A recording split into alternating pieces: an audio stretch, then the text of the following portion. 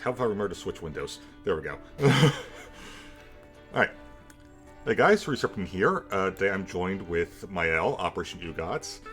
And we're Hello. playing Monster Prom 4 Monster Con. So, what brings up, if you got a certain tier on the Kickstarter for Monster Prom 2, I don't know what the tier was, I was not on it. You got this game. This was an extra thing they added, you got this game with it. If you were at the higher end tiers. I was not at that tier, I bought this game, I also bought the DLCs. One of which is the soundtrack. Also, the entire series is on sale right now, so good time to get if you're interested. Noted. Right, settings. I mean, let's be real, you and my sister are probably getting some of these games from me during my birthday. Oh, okay. Spoiler alert. Right, I want to make sure I have things set. I'm keeping all the stuff on, so full trigger warnings. Not replacing creepypasta content. It's entirely new stuff for us anyway. I have not played this at all yet. So everything will be new. Hey, what does it mean by creepypasta content? I probably want to see these creepypasta moments and be like, I have no idea what that's talking about. I assume it's just going to be stuff referencing other creepypasta stuff. Creepypasta stuff like the Sonic.exe stuff or whatnot. Okay. It took me a moment to be like, oh, wait. So the creepy things that are just stuff you see like on Reddit and whatnot.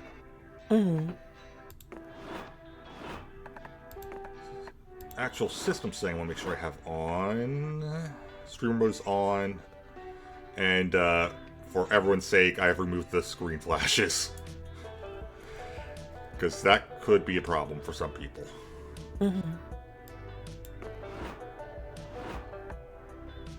Right. Play. We're setting this to local because of the way we're doing this. Let's teach you all the ins and outs of the game. Or... I doubt there's too much new stuff. I think we can learn on the go. Yes. Yes, we want the voices.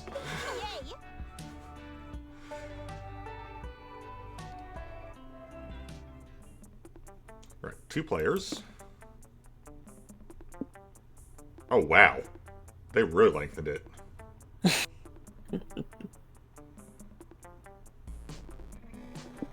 This used to be the half hour. This was an hour, and then this wasn't even a thing. Oh. Well, you can't do a convention a day, so I am fine with whatever, so whatever's the longest you want to do. I have no preference. I don't know. Yes, I have no preference. I can roll a die, let the die decide. Alright, long game it is. Okay. We may pause to get some,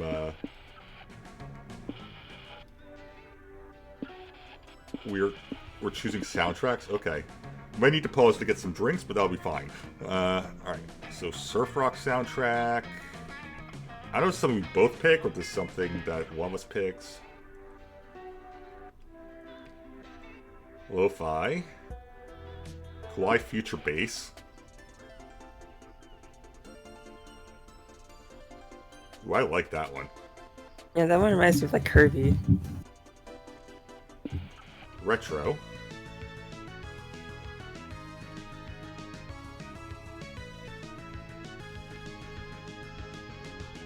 And fantasy vibes.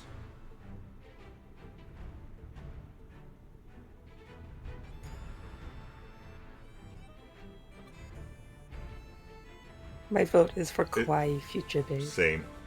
Also, I'm listening to the off-brand Zelda here. Because it's obviously based around Zelda. We have Navi here. Right. Yeah, I'm going with Clyde. Ah, SpookyCon. For some, it was just a nerd convention, but for us... Those 4 days celebrate our many passions and obsessions fiercely, unapologetically. Weren't alone. Regardless of what you loved, you would always find people who'd make you feel seen and understood. Anywhere else, we might have been seen as weirdos and misfits. But here, we could finally feel like, no matter who we were, we belonged. Alright, so, one of the other DLC I mentioned soundtrack is these 4 characters. Dame, Valerie, Aravi, and Mio. I'm going with Mio.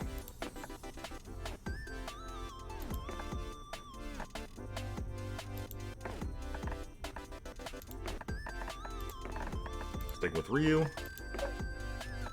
They default, yes. To mingle with the masses. Alright. And for you? Wait, what's the cat lady's name? Valerie. Valerie? Let's do Valerie. Alright. We can go with her name so I can try to remember it. Yeah, Valerie. Alright. And what does she Work hard, play hard.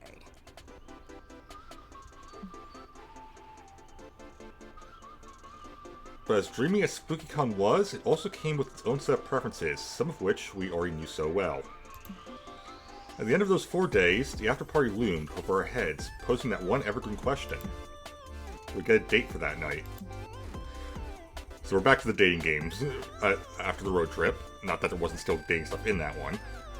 As uncertainty plagued our hearts, we couldn't help but think of the 6 hottest nerds at the con. Cool. Zoe, an eldritch cutie who went from endless deity and harbinger of destruction to author of the renowned fanfic Liam Prom. That's an awful idea. Liam de Lioncourt, 400-something, a hipster vampire whose standoffish demeanor hid the fact that he was truly a lovable dork. Hooray! Doug Campbell, 24, a kind-hearted slime that was incredibly broke from supporting all the fans he loved. Ouch, that hurts. Same.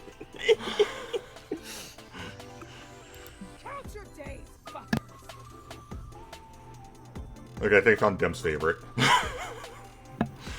Omen, 25, an evil overlord who was recently freed from imprisonment in exchange for giving up her passion for stabbing people. Yeah, I found Dem's favorite. I have the perfect cosplay for that. Nico Sharp, 22, an over-the-top mimic who preferred cosplay over shapeshifting, even if they weren't the best at getting into character. Anyway. And April 1st, 24, a clown idol who is contractually obligated to bottle up all of her non-camera ready emotions inside cute mascots. Oh. Had to be one of them, but who? We had 4 days to gather some courage and shoot our shot. What's the worst that could happen?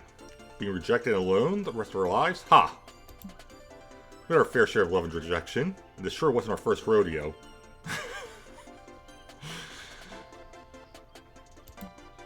And as we had grown to know ourselves better, we realized we felt more confident.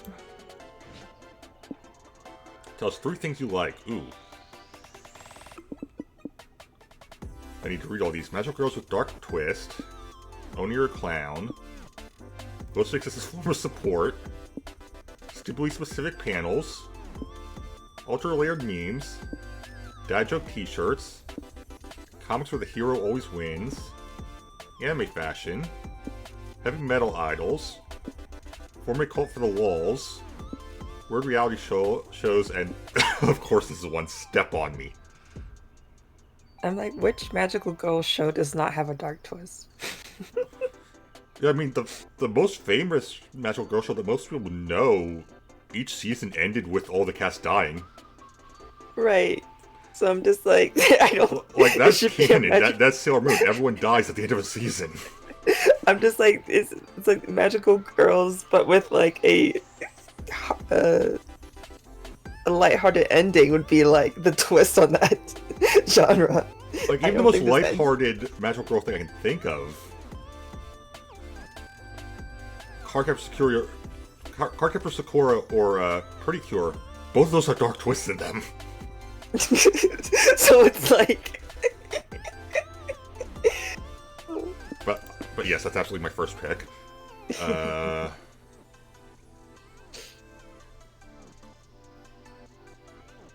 Yeah, I know who I am. Yeah, I know who I am. Alright, your picks. Okay. Glow sticks as a form of support. Absolutely. Alright. I went to get a little light stick because I really wanted one. Okay,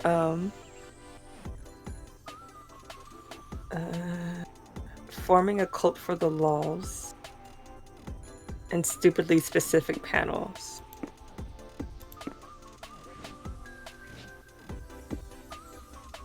Top 3 favorite animals.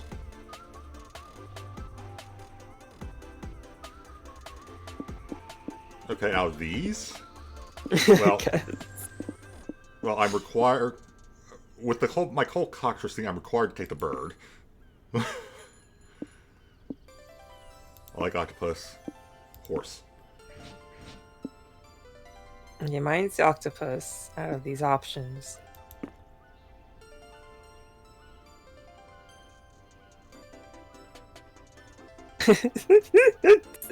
That's basically it. To be different, we'll do the wolf and the dolphin. Alright. Yeah. I'm assuming these are the stat pick ones. We weren't new to all this, so this time we challenged ourselves with a goal other than finding love. To support Zoe and Liam, we had decided to take on a project we had been putting off for too long. Let's write a bestseller. Making our own comic. We had so many ideas, and yet we always found excuses not to work on them. The con was the perfect setting to find inspiration and go for it. Oh, we unlocked genres later. Okay. Okay. So I'm assuming action and romance. I mean, I'm an action person at heart, but if you want to do romance, we can do romance. I could do either. I'll go with action. Okay. Let's be real. One of my favorite things right now, and I know that you have at least watched, I don't know if you read the manga, is an action that's disguising a romance. Dan to Dan. I see. Yes, yes. That may, on the surface, be an action comedy. It is a romance. It's a romantic comedy, 100%. The fear of failure had stopped us for too long, but then we reminded ourselves of the one thing that always kept us going. We were young and unafraid. We were ready to start.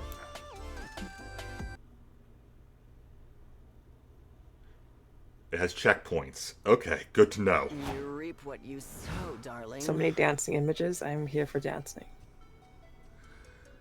Alright, so my stats. Smart... Oh, right, I can hover both to see it.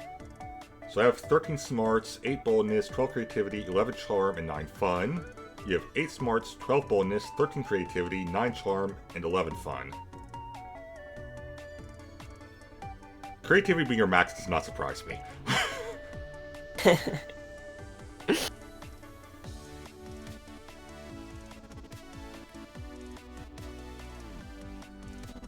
Alright, so I can go... It does show us here, but I don't remember what all the symbols are, so... Fun is... Okay, cool. Because I don't remember either. Alright, Should I look it up? Hotel is... Hotel is creativity. Main stage is smarts. Community zone is fun. I think. Community zone. Yeah, community zone is fun. Lobby is cool. So Myrtle is charm. Okay. For the most part, I'm not going to be min-maxing anyway. I'm just going to go where I want to go, but...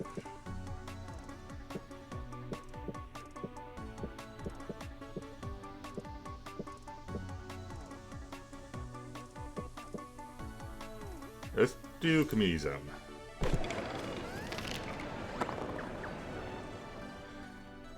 You sit down to play a really complicated European board game. You don't want to make a fool of yourself, so you pick up the manual and start reading. Days pass, seasons change, seas crumble and are covered in sand. When you finish the manual, you find yourself alone in an empty post-apocalyptic wasteland. Just kidding, you fell asleep. But you did get to read the manual, was +2 fun. The worst part is I have fallen asleep reading board game manuals before.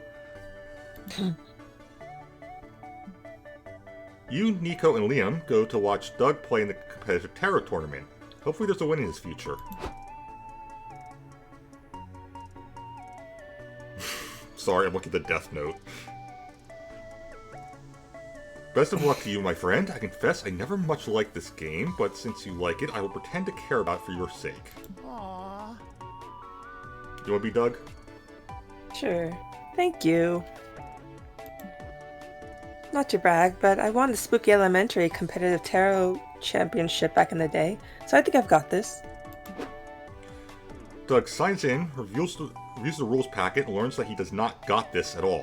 What the fudge? Half my deck's not tournament legal. There's like 30 new keywords. There's a lunar phase of play now. What the fudge is that? Oh, this hurts as someone who's tried getting back to Yu-Gi-Oh! A lunar phase is the apparent shape of the moon when the sun hits it at... I think it was a rhetorical question. Oh well, don't worry, Doug. I already tabulated the perfect plan to help you win. This can't be a battle of cards, but a battle of minds. And the mind is tested when you cheat. I mean, think outside the box. Oh, jeez. I think I could pull that off. Sure you can. Just know there's a bad boy inside you waiting to be let out so you can cheat at a card game. Okay, maybe you're right. It's time for bad boy Doug to shine. Aren't you worried about getting disqualified? Nope. I have complete and total faith in Nico's strategy, which is... what exactly? It's, do you have any ideas, Ryu? Let's see, casually point a gun at Doug's opponent while he plays, that'll surely distract them. Or teach Doug how to count cards. In movies, people who know how to count cards always win. Gun. Soon it's time for Doug's first match. To face his opponent, you sit just behind Doug, nonchalantly cleaning a shotgun. I play Pluto as my astral influence card. It blesses me with his underdog aura. Huh, such a weak choice. I played my vastly superior card. Click. Doug's opponent looks at you as you casually cock your gun. Actually, I played Pluto as well. Ooh, oh, it's you. Now it's time for the lunar phase. Oh, yeah, that thing. I know exactly what that is. I play the full moon phase, thus doubling the size of my next attack. You bounce the barrel of your shotgun on Doug's broad, sexy shoulder and line up his opponent in your crosshairs. You know what? Let's just skip the lunar phase, actually. Works for me. Thank goodness. The heart of the cards and the threat of you putting a bullet in his opponent's brain, Doug falls ass first into victory. Why did this work? Hooray! I did it! I'm not as rusty as I thought. Gun strategy was short out of the box, even if it was a bit overkill. You, no pun intended. Okay, let me write that down. Especially my death note, that uppity girl that whole time too. I bet she was super intimidated. You all share a group high five to celebrate Doug's epic wins. You gain 2 boldness and lose 2 smarts. Ah, that's how they're bouncing out this time. Let's go. Time is Like a money. complete loss in a way. It's just like you just lose points, I guess. So you gain something, but you lose something, I guess. Yeah. Maybe? Alright. That's what it looks like. Let's go to the main stage. Let's see what's happening on the... Main stage, alright. Yeah. Sit down to watch a post-mortem discussion of the game Domino. Remember, the first iteration had no pieces at all, which made playing quite difficult. The 7th iteration added the crucial rule that forbids eating your own pieces. An hour later, you know more about Domino than anyone in your age group, which actually isn't hard, but still. 2 smarts for you. Grab some popcorn and make one last dash to the restroom, because you, Liam, Doug, and Zoe are about to see the exclusive premiere of the new Rat Girl TV show.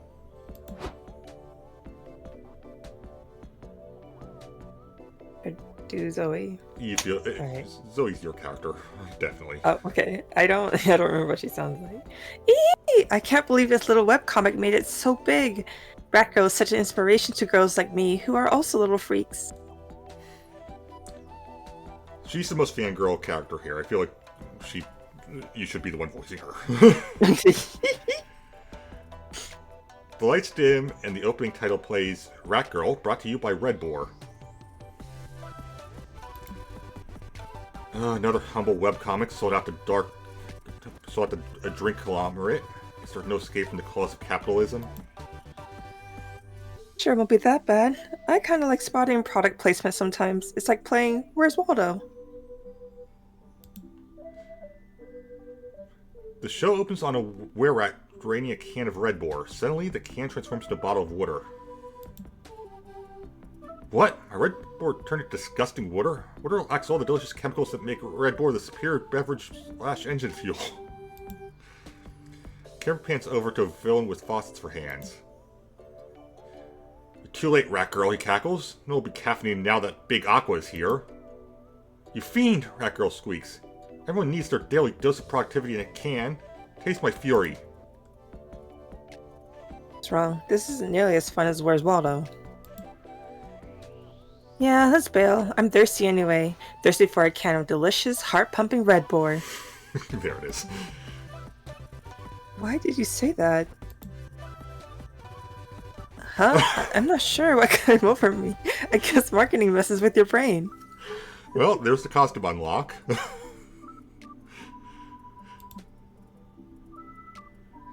I might be messing with Doug's fashion sense as well. How long have you been wearing a Red Boar branded jacket?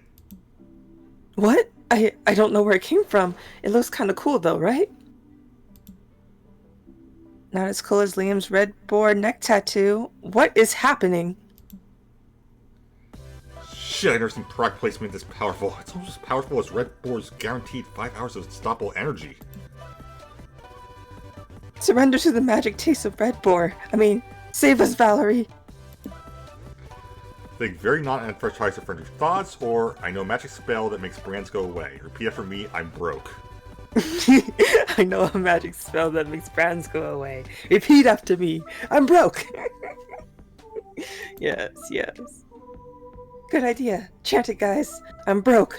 I'm broke. I'm broke. This isn't working. It's not enough to say it. We gotta prove to the ad magic we're broke.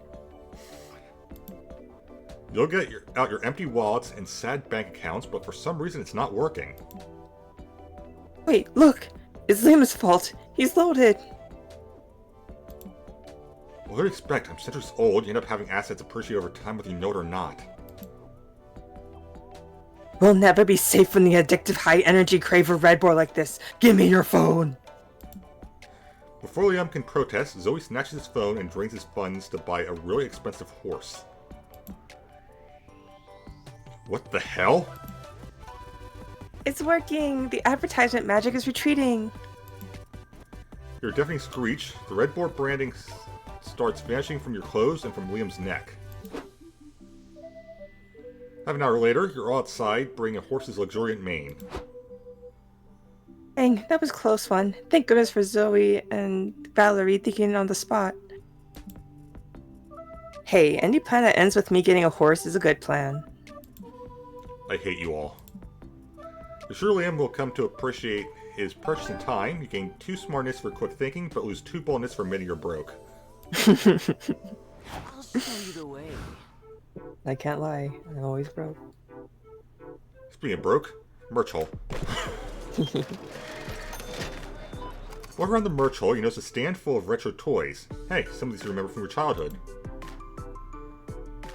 Actually, you remember all of them. Did this guy raid your parents' house? You buy them all just in case. Ah, life was full of charm back then, before reality made you a cynic. Might be too old for these toys today. Nope. You can still siphon 2 charm from the memories. You, Liam, Doug, and April are browsing cute magical girl figurines when you find some that are suspiciously wonky. Art is dead. They're some of the worst knockoffs I've ever seen. Astro Princess's skirt is red, not pink. Do better. Don't be so negative. After all, isn't pink a shade of red? If you squint your eyes, this looks almost official. Yeah, have some perspective, Liam. Look at the next stand. those are some bad knockoffs. What the fudge? Oh wow, those are bad. I don't think any amount of squinting can save them. Yeah, if this were a contest for which knockoffs were the most knocked off, these would win.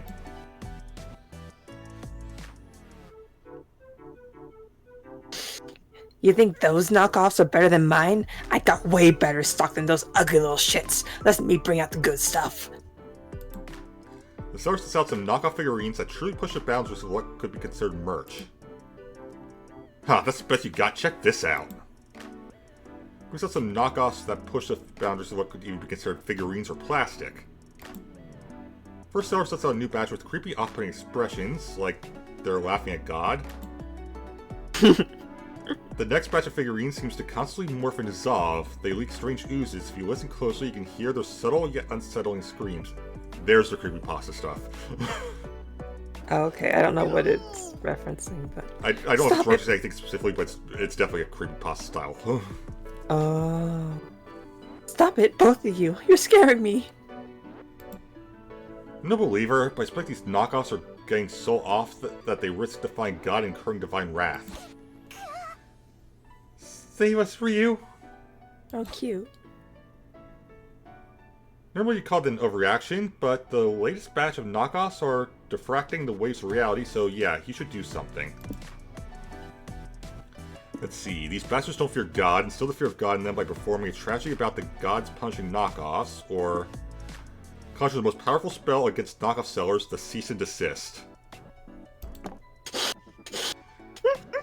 You cast the cease and desist spell. 2 businesswomen appear in a puff of smoke. Hello. What are you doing here, Miss Managers? Do you own the rights to Astral Princess?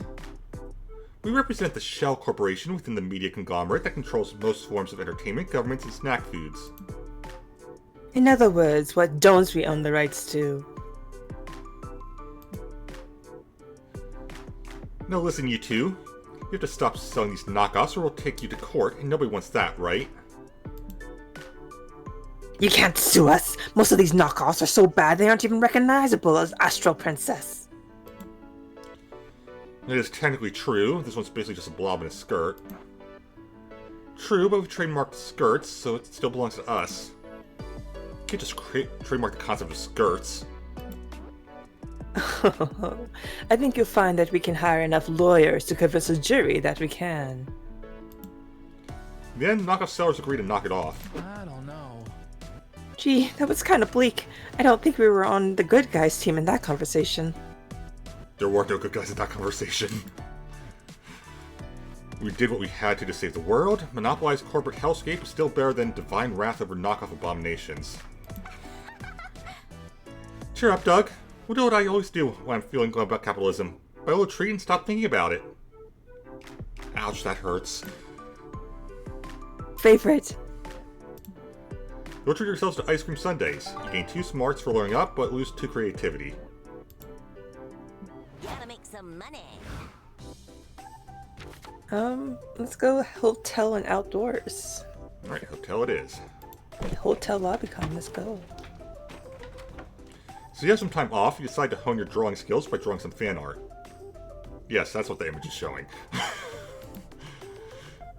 You draw Son Goku, but you give him boobs. What creative reinterpretation? I have definitely seen that fan art. I was like, isn't it just large enough already? Then you draw Splash Kaboom with a twist. You add boobs and name it Splash Kaboobs, you're on a roll. Again, I'm pretty sure I've seen that. Finally, you draw Misato from Evangelion, you turn her into a green-skinned biomechanical symbiote and make her blonde, and you also give her a second pair of boobs. That one I have not seen. It will happen. You deserve to creativity for successful boob storming. Later, you're searching for an open bathroom, but what you find is Zoe and Doug interviewing Liam as he lays on a chaise lounge. Liam, you gotta dig deep for me. What's your biggest kink? I'm not answering that. The muse could come from anywhere, Liam. Please respond. Zoe, you know I'm happy to let you mind me for content for Liam Prom, your fanfiction where every character is an alternate universe version of my illustrated self. Nice seamless lore drop. But I still have some dignity left to maintain, you know. Who needs dignity? I'd rather have content. Content like your biggest kink. The subject's being unruly, Doug. As my moderator, I authorize you to get the ice bucket. Dousing me with ice water isn't going to make me talk. For all you know, that could be my kink. Doug, write that down. Crap, crap, crap! I dropped my notebook in the ice bucket. No! So since interviewing tactics lack a delicate touch, one that you could surely provide. Also, you left for them to wrap this up and move the Chase Lounge out of the bathroom so you can piss. So ask a question Liam will actually answer. Liam, please recount a recent dream of yours. If it happens to be boring, please make up one that's actually entertaining. Thanks. Or, Liam, keeping in mind that we will design a zany character based on your answer, will you be open to sharing your deepest, darkest fear?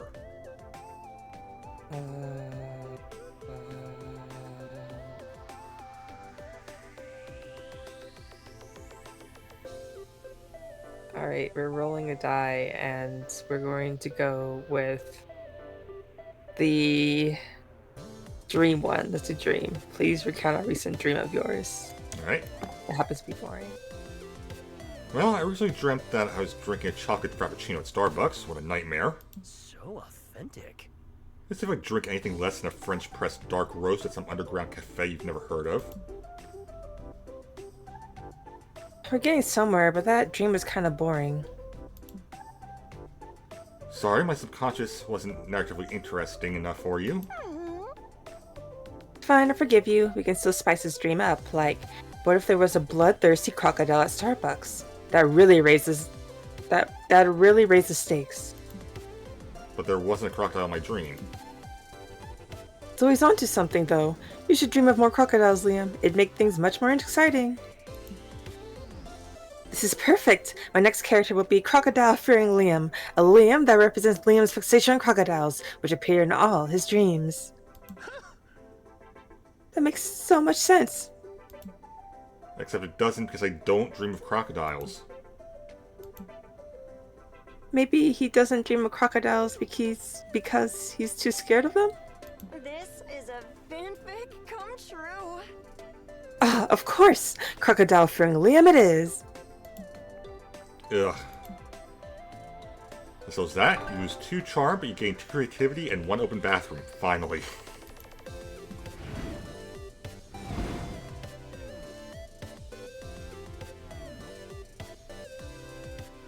Great, choose official character, say your choice out loud to the other player before advancing.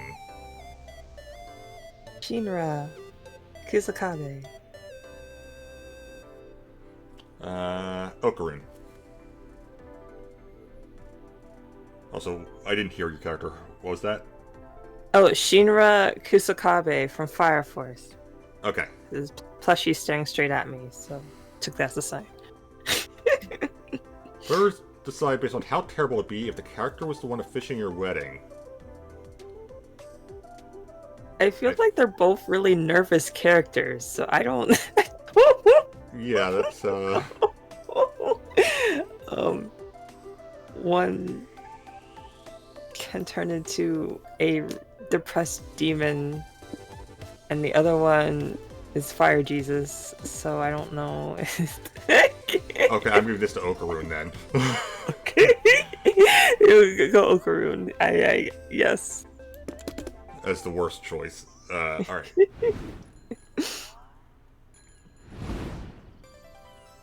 Who wants a refreshment? Alright. So we'll bring back the tables from the first one then. Wait, who the shopkeeper found the shopkeeper? Are there no shopkeepers? I have no clue. I'm assuming this might... No, I have It no clue how might it's going to be. work. I was stay with Doug. What do you want to do? The chili pepper? Oh, it's spicy. Spice How level, spicy. yeah. Oh, Board okay, game okay. night, go out to dinner, go for a walk. Board game night. You and Doug have a great game night. You play a few friendly rounds of competitive Terra. Doug gives you some interesting readings, including one that makes you hesitant to ever eat lettuce again. All of your readings for Doug involve him kissing someone who looks suspiciously similar to you. Don't win any games, but let's be real, that wasn't your goal anyway. Hopefully there's a second date in your future. Some milk would be nice.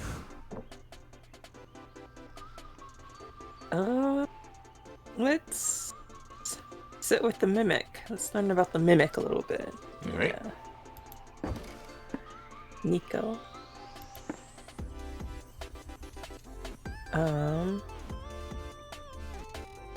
Let's visit a museum.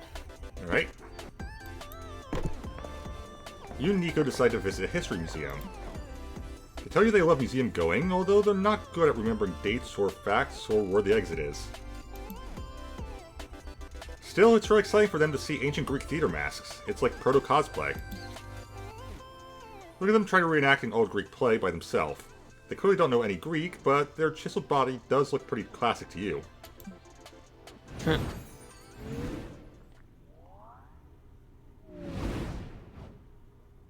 Let's spin a yarn. Ooh, yarn. Now it's time to take a break from your real-life shenanigans and brainstorm some fictional shenanigans for your comic. Go for it. Okay, so this is your choice. What's something that stirs fear in your soul?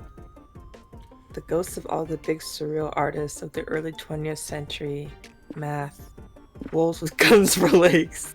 Wolves with big menacing dogs. Let's go for guns for legs because that's more horrifying. The dongs is very funny. Yes, yes. Guns for legs. Let's make a masterpiece. What's something you do to impress everyone at your wedding? Feel your most niche fetish in painful detail. Compliment everyone's hats. Kill wars with your bare hands just because.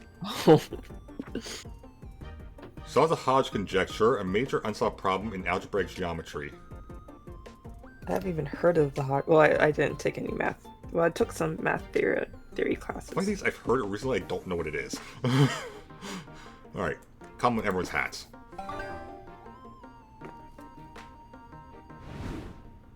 Why, thank you. I made it myself. Going live in 3, 2, 1. Alright, so...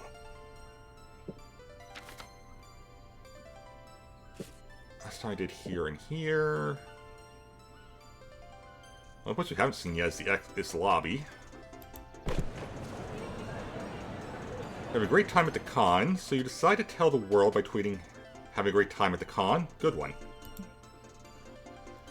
Unfortunately, that's enough bait for an online troll to reply, "You're dumb fuck, whatever happened to online etiquette?" Oh, this is going to be what I think it is. Not going to let him ruin your day, so you engage in a spirited but respectful debate with him. After a while, the troll writes, "Sorry, my mistake, you're a fucking dumb fuck." You're definitely embarking on a journey of revenge. When the con is over, you gain 2 boldness for not backing down from an online fight. Best part is, we didn't even see this, I know that's the Kappa character. You, Liam, Doug, and April are leaving a panel when you pass a huge werebeetle holding a free hug sign. Hello, my lovely people. Does anyone want a hug? It's on me. Aww. Love hugs. Put it there, pal.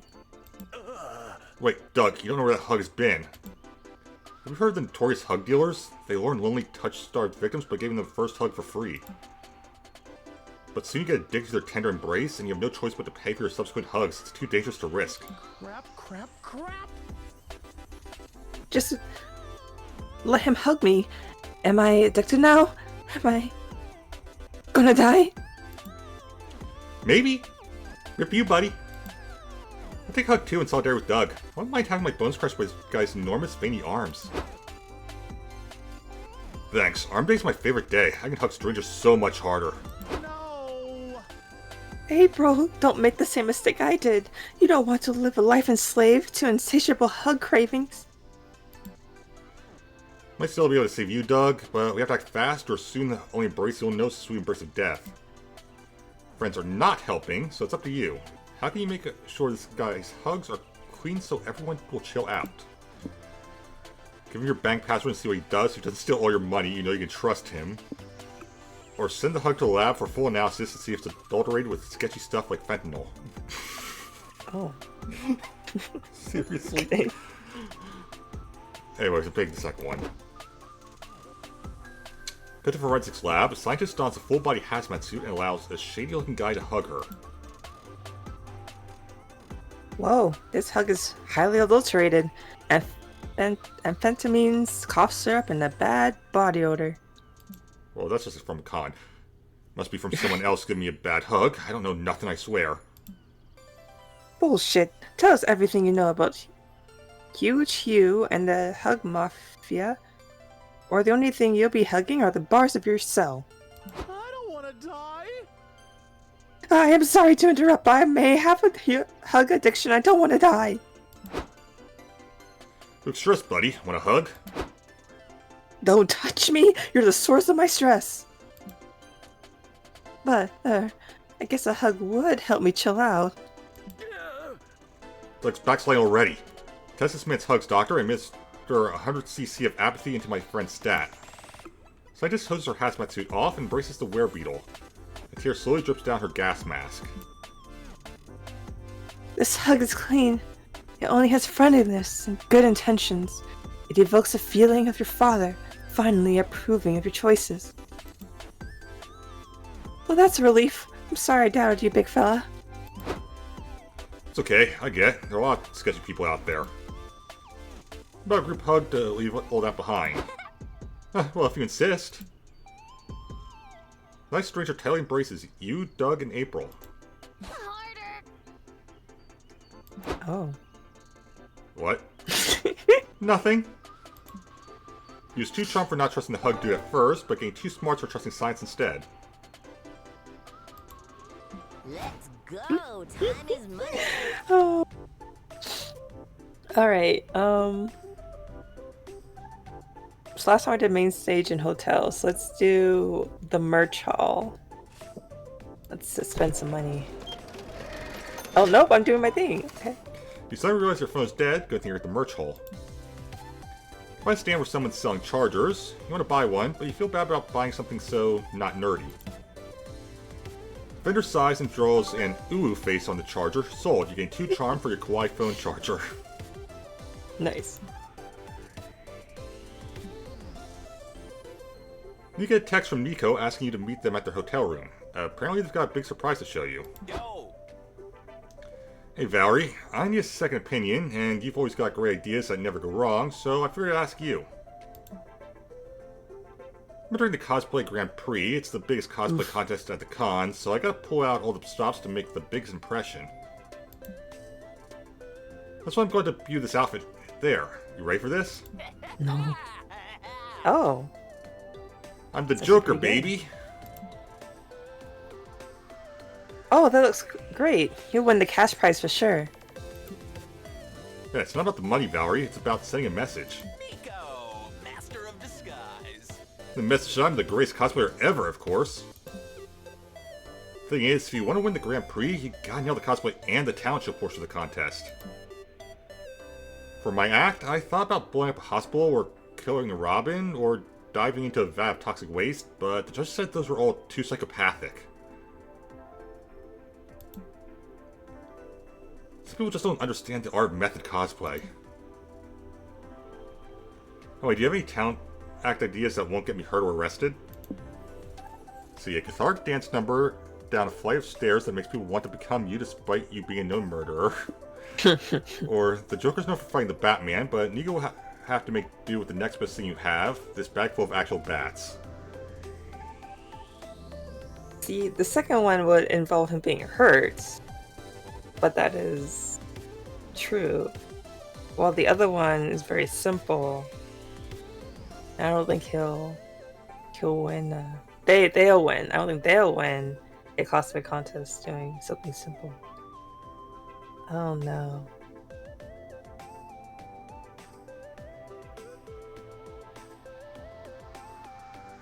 All right, we'll play it safe. We'll do a cathartic dance number.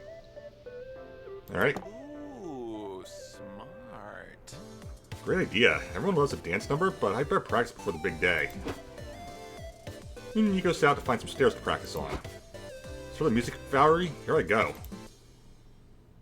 Cha-cha-cha-cha-cha-cha. Nico wipes out spectacularly and starts falling down the stairs. Out my head, out my butt, out my head, out my butt. Out my head, out my butt, out my posterior cranial fossa. Your what? It's in the back of my head. Why didn't you just say, ow, my head? I was worried it was getting redundant. Nico falls for so long that it goes from tragic comical to weirdly anatomical to tragic again. When they finally stop falling, their cosplay is basically just destroyed. I'm so sorry. I'm so sorry, Nico. It sounded like a good idea at the time. It's okay. It's probably my fault. I should play it safe and just walk down the stairs normally. I flew too close to the sun. But what are you going to do about the cosplay Grand Prix? I don't think your costume is salvageable. Exit. Pursued by bear. Maybe not for me, but I know someone who can fix it. I gotta make a call. I'll keep you posted. They run off. You still gain 2 creativity for your theatrical idea, but you lose 2 boldness. I'll show you the way. I didn't want them to be attacked by bats. I tried. You tried. I'm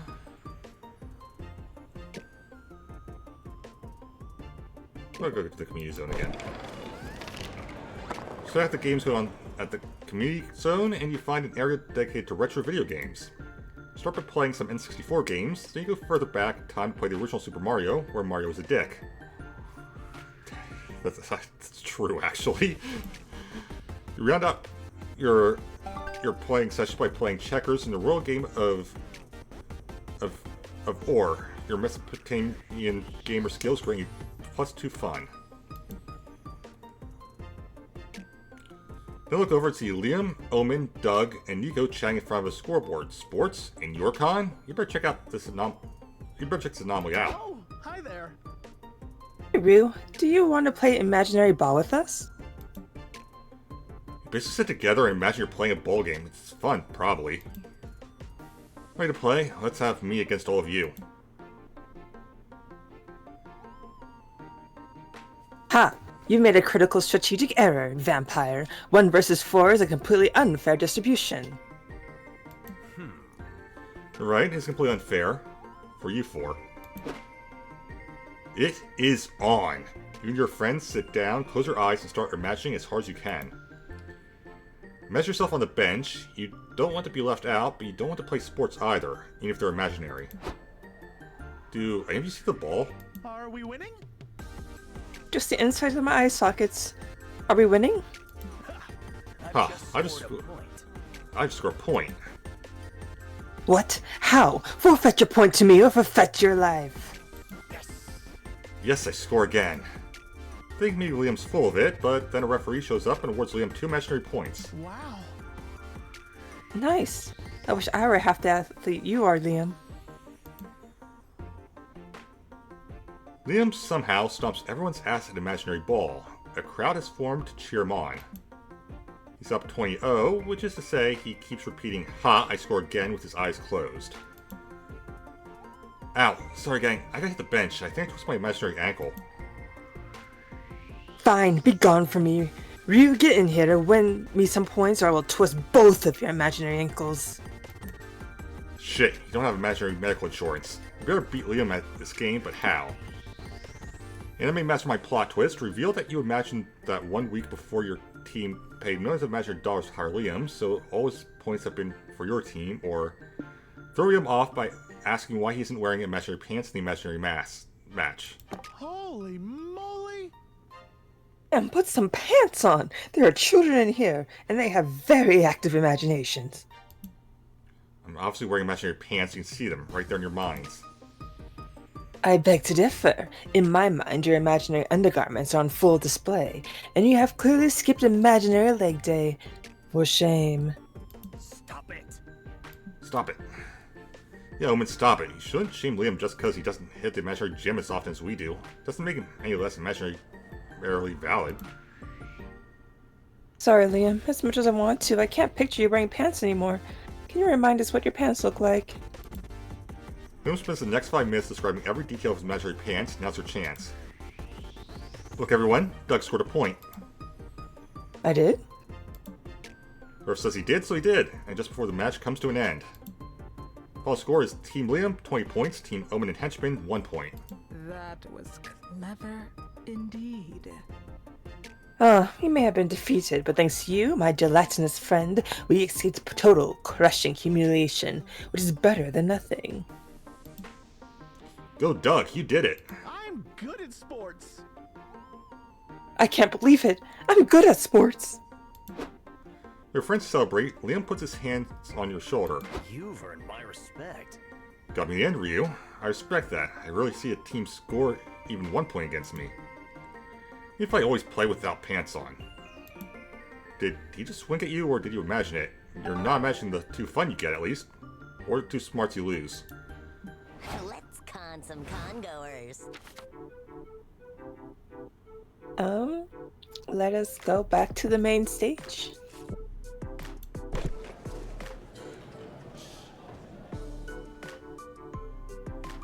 Decide to attend a panel on the merits of soft versus hard magic systems in magical girl fiction. After getting the required dick jokes out of the way, you actually learn a lot of valuable info about world building mechanics. You gain 2 smarts from all that knowledge, and from learning so many new dick jokes. Doug and Nico invited you and Liam to a classic Pokemans movie watch party happening in the auditorium. You can't wait to relive something so dear to your childhood. Welcome, Poke fans. Before we get started, we'd like to introduce ourselves. We've been hired to represent More Chips, Pokemon's newest sponsor. Soon you can expect to find references to our fabulous products sprinkled all over the IP that you love. Like finding delicious more chips crumbs all over your furniture. What's going on? Is More Chips going to own Pokemans now? Pokemans used to be the cartoon that brought me joy on Saturday mornings. I never really thought its real goal was to make money. So Pokemans is a brand now? That blows. I mean, Pokemans is a brand already, to be fair. What? What? Do you two understand cartoons and games are products that, although creative, aim to make money? No way! Pokemans has always been about the power of friendship and catching all the Pokemans, be in the form of a toy or a t-shirt. Wait. Every brings us joy is actually owned by brands? How deep does the rabbit hole go, Liam? Are we owned by brands?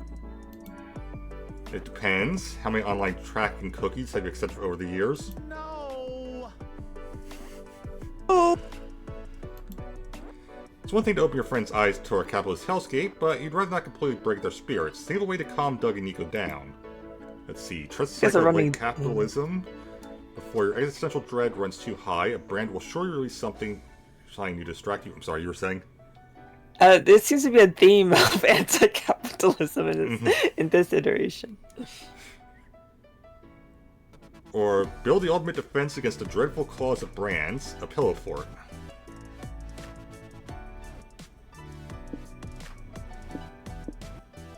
Try to conceal how your brand will show you any something shiny which distract you, but the ultimate defense against the dreadful claws. Go for it. Let's do the first one. Trust the cycle of late capitalism. I mean, it works.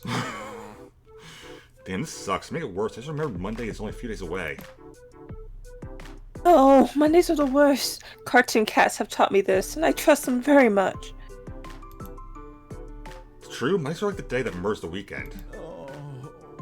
Life is pointless. It's like 1 out of every 5 days is a Monday. Close enough. Nico and Doug start rolling around like sad discarded hot dogs on the floor. Sure about this, Valerie? I've never seen these two lose so much idiotic hope. It's unsettling. Tell him to be patient. Doug and Nico are quietly sobbing into their Pokemon's plushies when their phones suddenly chime.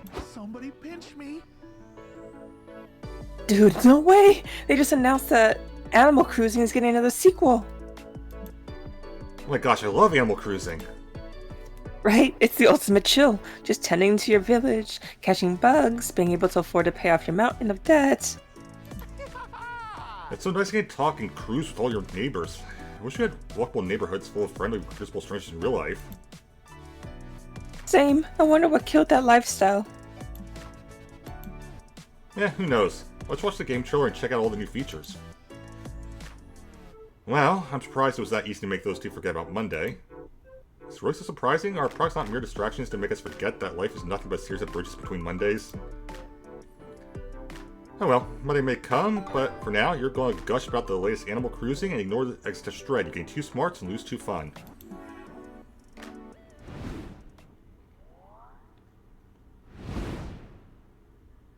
Magnificent.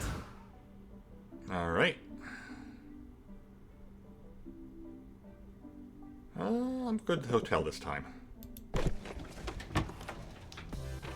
Outside the con. Ugh, such a long line to get in. Try to find this end of the line. You keep walking and walking and walking. You find that the line doesn't end. In fact, the end of the line is the beginning of a different line.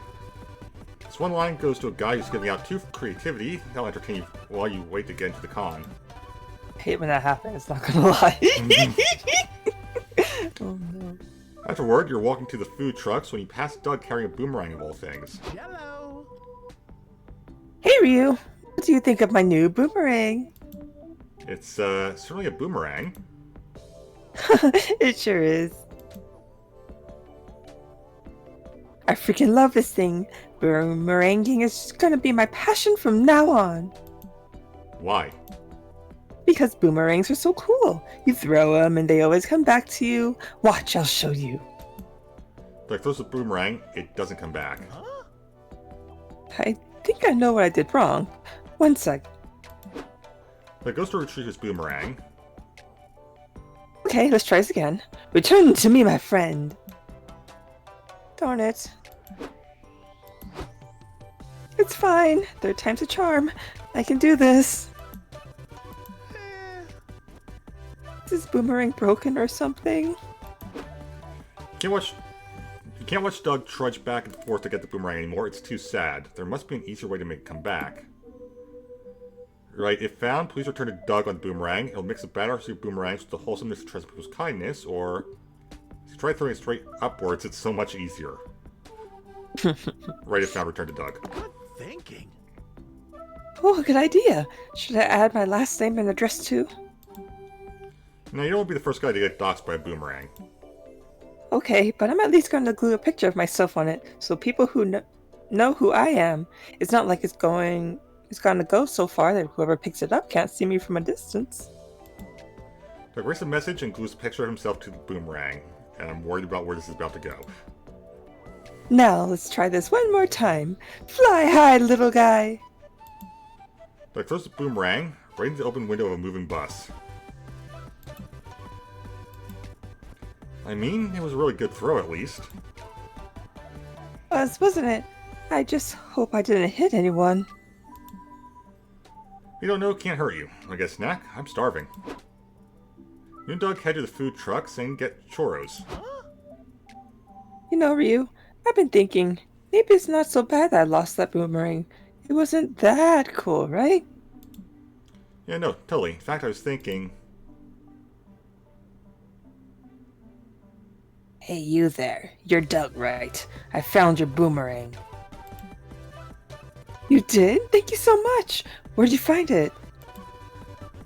It hit me in the head while I was on the bus. At first I was pissed, but then the boomerang and I went on this crazy misadventure and... Well, I won't bore you with the details. The point is, I went searching for its owner, and I finally found you. Take good care of this thing, okay? It's a keeper. I will. Thanks again. Have a great day. Whoa, that was so cool. Can you believe... Oh, can you believe it, Ryu? This must be a sign that I'm destined to be a boomerang master after all. So this boomerang fixation won't be off the menu anytime soon. At least you gain 2 charm for helping Doug, but you also lose 2 smarts. Gotta make some money. Time to make some money. Alright, let me go to the community zone. Alright. It's a fun bet. I'm just... Oh, I love her. There's a Smash Your Bros tournament going on at the community zone. You sign up because love always trumps violence. Matches involve 8 players each, and things get horny and confusing quite fast. In the end, it's very hard to tell who actually won, but you all sure got too fun in the process. Later, you attend a roundtable discussion on magic systems with Liam, Zoe, and Nico. Time to get your fancy fit fix.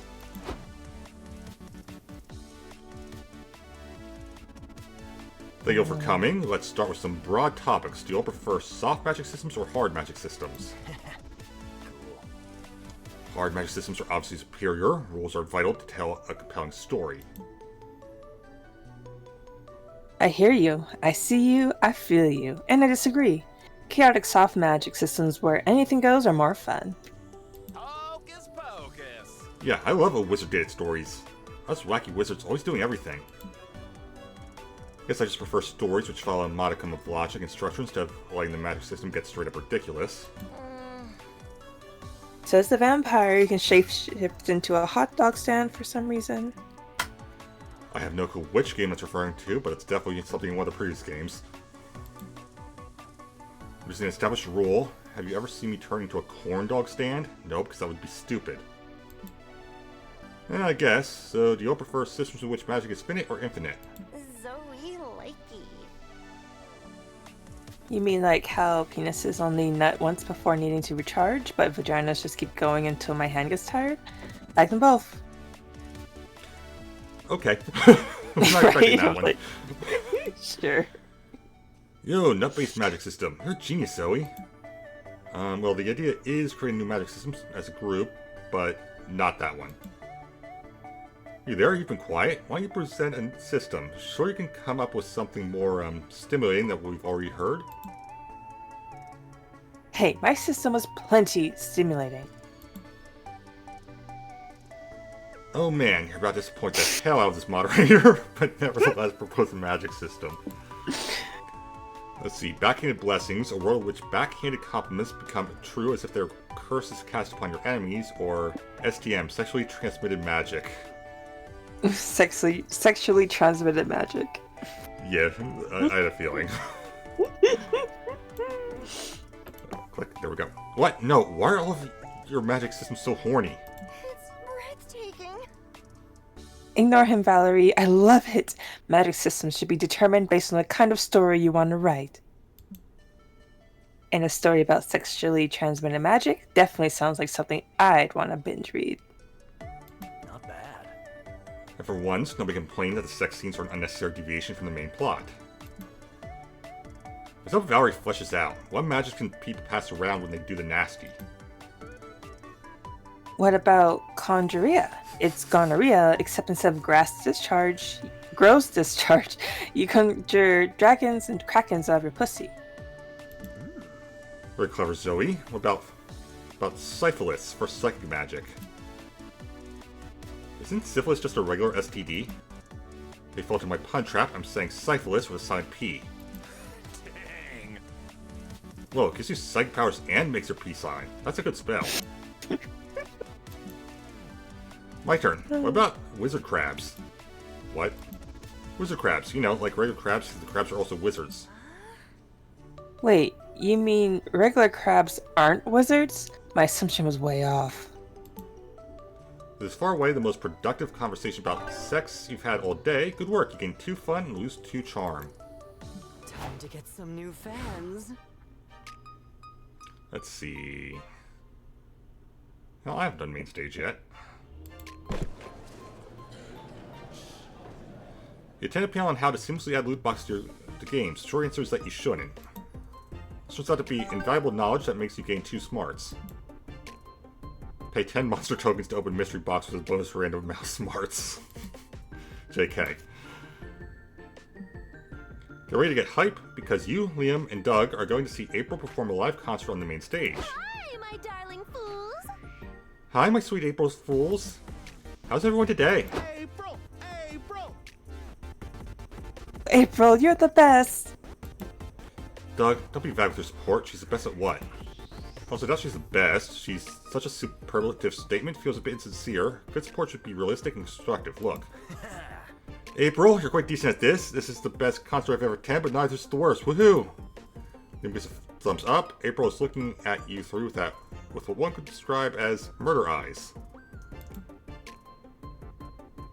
Think I get it now. Let me try. Hey, brought Mike. This way she'll be sure to hear your very helpful words of support. Thanks. Oh! April, even though my feet hurt a bit and the acoustics in here aren't great, I'm having a super fun time. Good one, Doug. You can see the words of support have worked by how intensely April is looking at us three. Here, Ryu. Here, Ryu. Oh, here, Ryu. Your turn. Nowhere using this mic. At this rate, April will get down from the stage just to murder you all. We're coming up with an alternative way to show her your support. Become better supporters by filling the 3 most effective support roles, Healer, Enchanter, and the Comedic Relief. For imitation sincerest form of flattery, you, Doug, and Liam shall hold a concert just in front of April's concert, not the second one.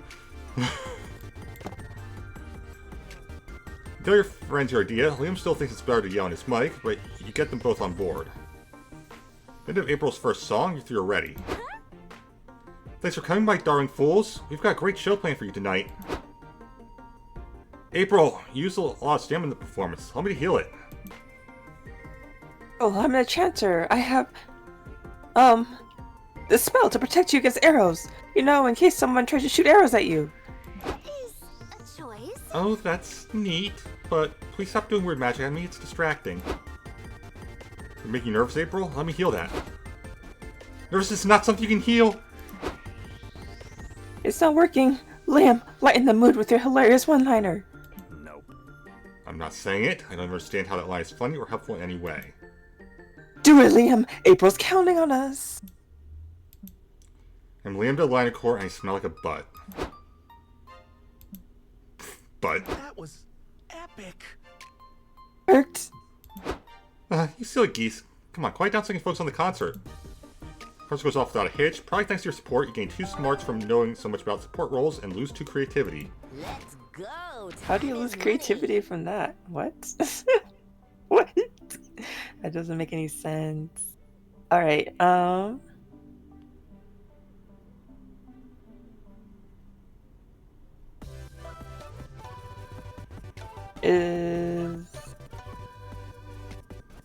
Wait, what does the lobby give again? Is it The lobby is boldness. boldness? And then merch hall is charm. Yeah. They're the same stats. Let's see, what can I stand to lose, I guess? I don't think it really matters. Let's do vendors again. Alright. I just noticed the Pikachu in there. Giant. You find a stand at the merch hole that sells hyper-realistic VR headsets. You buy one immediately. VR is the future. Put on, you see your surroundings. Yep, it's a scam. It says basically a football helmet and a pair of glasses. No refunds allowed, but the headset looks good on you, like 2 charm good. Sometime later, you, Doug, and Nico are checking out the indie games section of the showcase hall. And I can play the demo on your website? That's awesome! Thanks so much. I'll say this, dear viewer, in a world rife with greed and misery, it warmed this old detective's heart to see these indie games getting off the ground. Look at all these awesome titles. Blind Drive, Spookware, Disc Room, Once Upon a Jester, Mussolina. Seriously, these are all incredible indie games. Go check them out.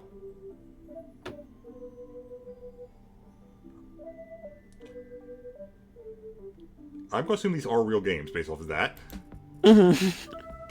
It's just a shame that games like these don't usually get the recognition they deserve. Wink.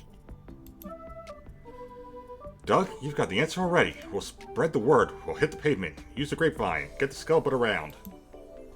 Okay, let's scuttle that butt. Now you're talking. We gotta spend our resources wisely. Let's pick one game to spread the maximum word about. Like that one. Hello. Are you interested in trying Endless Runner number 79 working title? It's oodles of free-to-play fun. This is perfect. These days are so desperate players are giving away the game for free. Excuse me, it's not desperate. Our demo is number 1 on the mindless clickers section of the App Store. We make our money through copious invasive microtransactions. You know you want them. That's so sad. Don't worry, we'll get the word out about you guys and you'll be able to upgrade to macro transactions soon. For some reason, it looks like this is the game your friends are most interested in promoting, so that's that. How we get Endless Runner number 79 more recognition. So everyone sounds like a lot of work. Just tell one friend about the game 100 times. It's quantitatively the same thing, or tell everyone the app is actually spyware. Spies are cool, so everyone loves spies.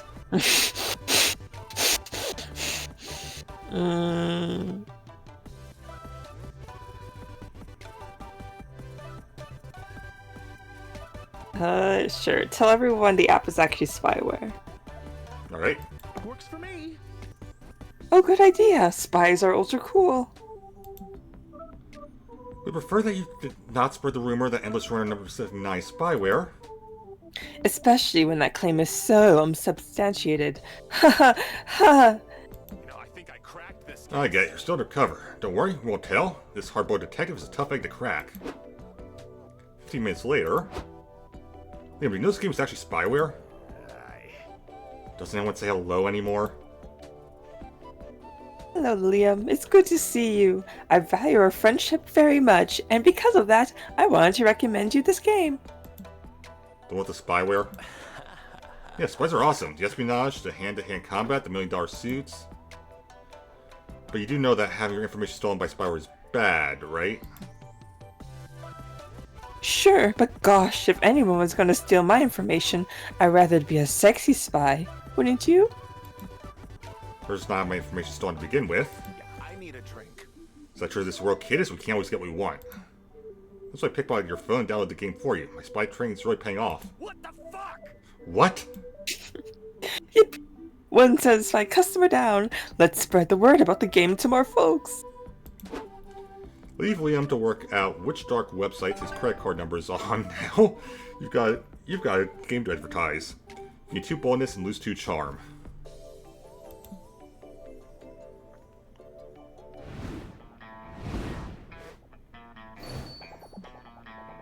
Oh.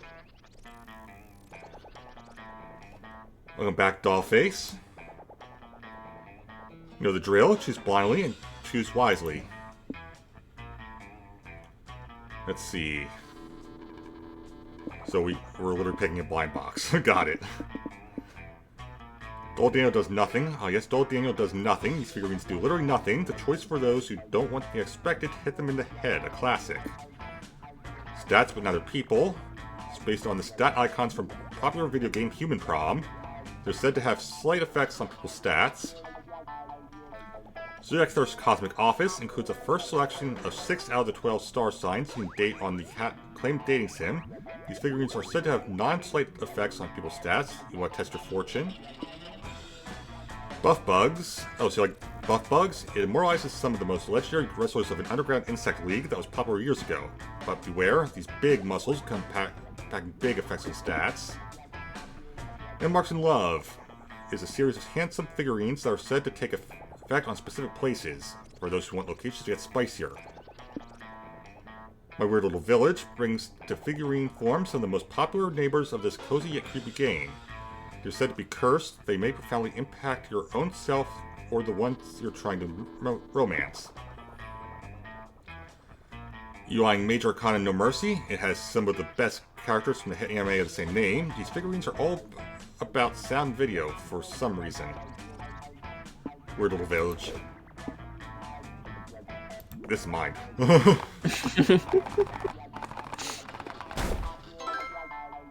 Subelita Cabrona. This item makes you see the romance options in a special outfit. Neat. Oh.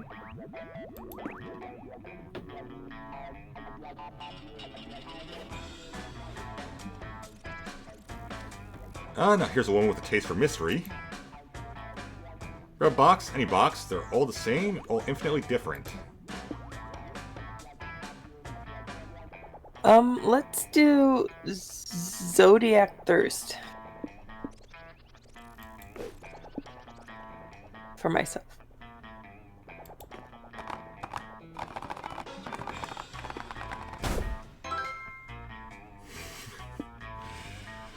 Such Valerie Rebra, head of client relations. No.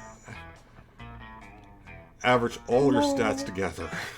No, not my creativity. And that is definitely Vera. Oh no. Oh no. You what you got? I certainly did. I did not. My creativity went down by 5 points. Time to expand my brand. Another day, another morning to devote to the comic you're working on. Time to brainstorm. Okay, my choice. Why did you choose your current career? I made a bet I was drunk. Great prospects for a good dental plan. They gave you a cool t-shirt if you joined, or to get laid.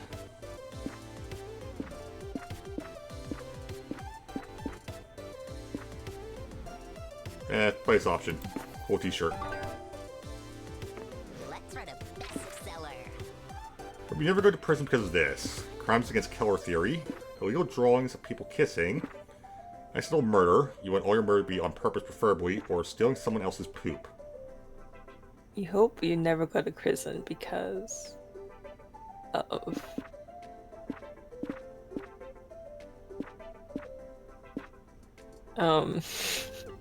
accidental murder. Everything has to be on purpose. Yes, why not? I forget how dark you can get sometimes. I'm just like, except the murder. Murder. Hashtag slay. Alright. I'm going to go to the vendors again. Quite some teenagers selling their own fanzines. Ah, so cute. Check them out, and they are awful. As far as you remember, you had better taste when you were their age. To show them how it's done, you make your own zine right in front of them. What a mentor. You don't understand something and sell it. They don't seem to like you, but that awesome zine you made nets you 2 charm. You're still reeling from the horrors you saw in that homemade taxidermy booths, so you're a little slow on the uptake when your other friends stop dead. Oh my gosh. Is that a pure lust polyresin 1-4 figurine of Lady Dimitrescu meant in the box?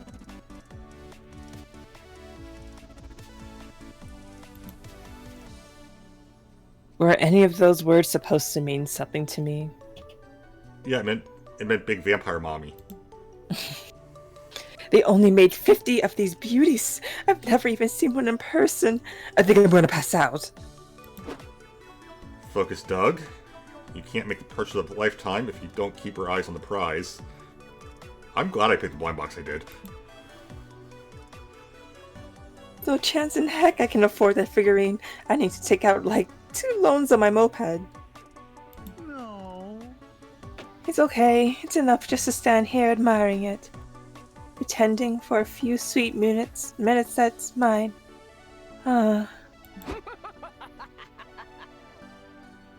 I've purchased the big-breasted object of your desire. Grovel for my mercy. Oh man, you should have. Thank you. Oh man, it was incredibly nice of you to buy Doug that figurine. As your Redemption Arc program sponsor, I'm proud to take some credit for your growth. What are you two talking about? I bought this lecherous totem for me. Count your days, fuckers. Don't yet know how it works, but its mere aura caused the brains to become mush, and now that power belongs to me. Count your days, fuckers. I take no responsibility for this. Never mind, I take no responsibility for this. I may be an idiot, but they're a hot, rich idiot that you like, and they just bought something that another hot, broke idiot you like really wants. Play your cards right, you're sure that you can work something out that makes everyone happy. So we can deal with Omen, Doug gets the figurine and she can have some other plaything in exchange, like your soul or whatever. Or explain that the figurine is powerfully cursed, whoever owns it risks developing intense attachment to the fictional body it represents. Also the soul. Ryu, don't. Hush. Hush, Liam. Adults are talking. Good boy. Now, Ryu, show me the goods.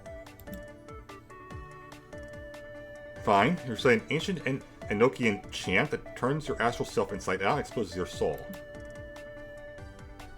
You don't need to forfeit your immortal soul in exchange for a figurine just because I like it. But then again, it is a pure Les Pauli resin, Lady Dimitrescu. Who am I to tell you what to do? I'm sorry for butchering your name. So sorry. Well, you don't need to, because there's no deal. You're too eager to get rid of your soul. There must be something wrong with it.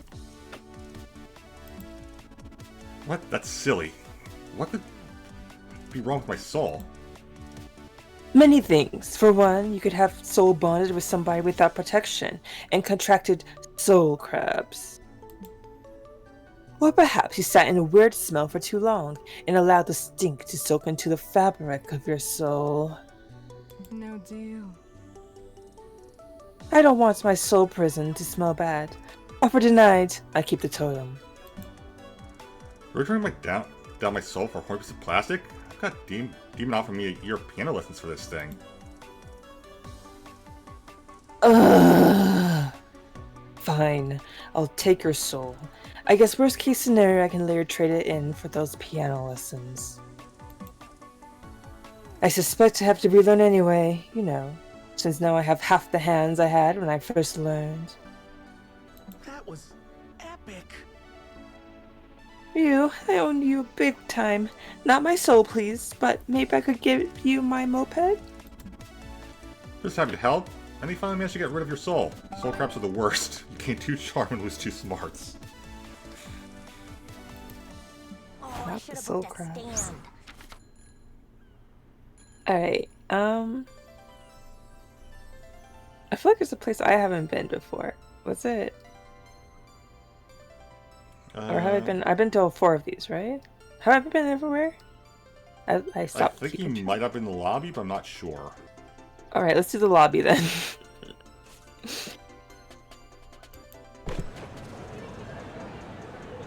You're in the con lobby when you notice a streamer right in front of you. Turn around to avoid the camera, but there's another streamer right behind you too. You're caught in streamer crossfire. Technically 2 places at once, you feel imbued by the power of omnipresence, or at least you know by presence. Then one of the streamers leaves, so you're just a rando in the background. Still, you've experienced twice the power of any mortal, which gives you 2 boldness.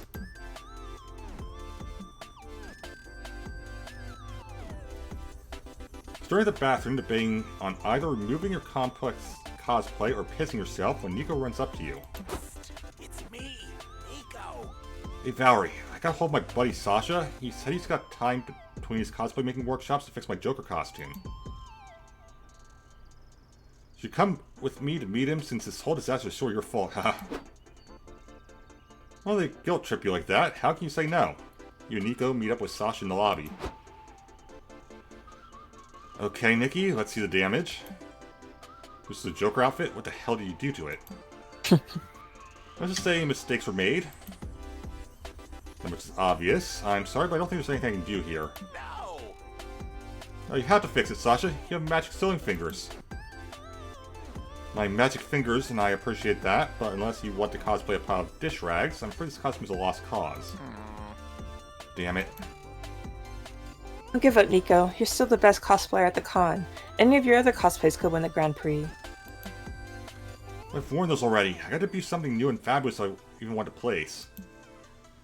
Well, would you like me to make you a new costume? It'll give me time to practice my freehand sewing anyway. Do that for me? Thank you, Sasha. Thank you. You pick Sasha up and twirls him around the room. Oh.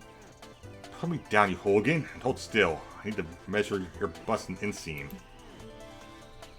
Sasha wraps her tape measure around Nico's chest, making them squirm ticklishly. Hey, this is hard or whatever, but we still need to pick Nico's cosplay. Crud, I'm blank. What sort of cosplay do you think would win the contest, Valerie? Let's see. You should evoke the fond memory of one's first fictional love. Let's be honest, for many congoers, that'd be an over-sexualized video game character. People love more great anti-heroes. Why don't we raise the bar and go for a no half measures morally bankrupt supervillain? Complexity of the outfit is what matters most, and no aesthetic is more visually complicated than steampunk, or pancakes, it's always pancakes. See, like, he was trying to go for the Joker already, so I feel like the second one would be a remix of that. I am doing a steampunk series, so I'm leaning towards that one, but over-sexualized video game character is also...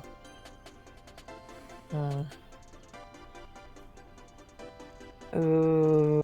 Okay, let's go with steampunk, because I'm working on steampunk stuff right now. Cool. Yeah.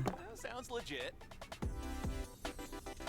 Like your energy, steampunk is one of the biggest challenges for cosplayers. All the tiny details, the interweaving of fabric and metal. Yeah, thanks for that. Don't be grumpy, Sasha. Hard work will pay off. Together we'll tell a story of punks and, I guess, steam? Pretty sure there's more to steampunk than just those two things. There's a futuristic element, for example. Oh really? So they've got laser guns and stuff under all those rusty gears?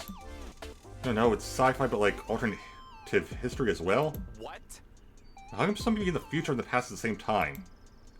Oh no, I I don't broke know. his spade. I don't know, do steampunk enthusiasts care that much about the logic of it? My main concern is answering the question, how many gears can I sew on his corset until it stops being lingerie? I'm looking it up because I'm curious now. It turns out there are lots of punks. Solar punk, diesel punk, cyberpunk. I broke him. I guess punk plus the type of fuel is the secret formula for sexy cosplay. Sure enough, well, I'll need to make a run to the hardware store, but I think I can make this idea work. Ooh, we'll go with you. Valerie can help us pick out the horniest gears. Oh yeah, you gain 3 creativity for utilizing such a complex aesthetic, but you lose 1 charm, 1 boldness, and 1 fun. Death is not the end.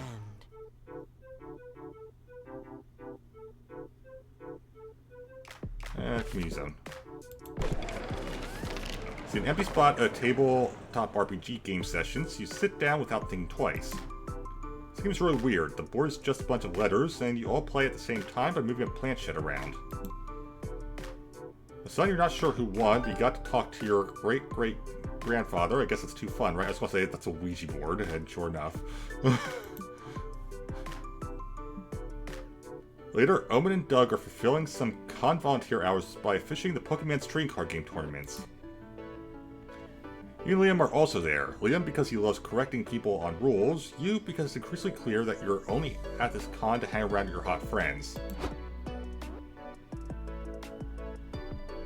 Hey, we're wrapping up the final match now. Will one of you go get the trophy? What trophy? The one I gave you this morning. Oh, I thought you were awarding that trophy specifically to me. Why would I give you a trophy? I don't know. Best volunteer and best omen were my best guesses. Nice. Oh, those are great guesses. Indeed, maybe the trophy was for best guesser. It wasn't. It's a trophy for the winner of this tournament. Go grab it. The awards ceremony should start any minute. We may have a problem. What's wrong? You see, I did that thing. What do you call it nowadays? I did a pawn to the trophy. What? Why'd you pawn the trophy? It was my trophy. I'll do what I want. It was never your trophy. Well, it definitely isn't now that I pawned it. Crap. Crap, Ryu. It'll be great if you could think of something to award the winner before our manager hears about this. award them what all professional gamers seek, a coupon for parental approval of their life choices, or give them a drinking glass. Trophies are a very inefficient container for liquids anyway. Yeah, we'll go with the first one. Some idea.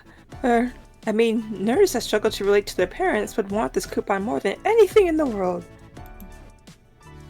If you say so. Give me a pen, I'll make the pathetic coupon. You can't. You're not a parent.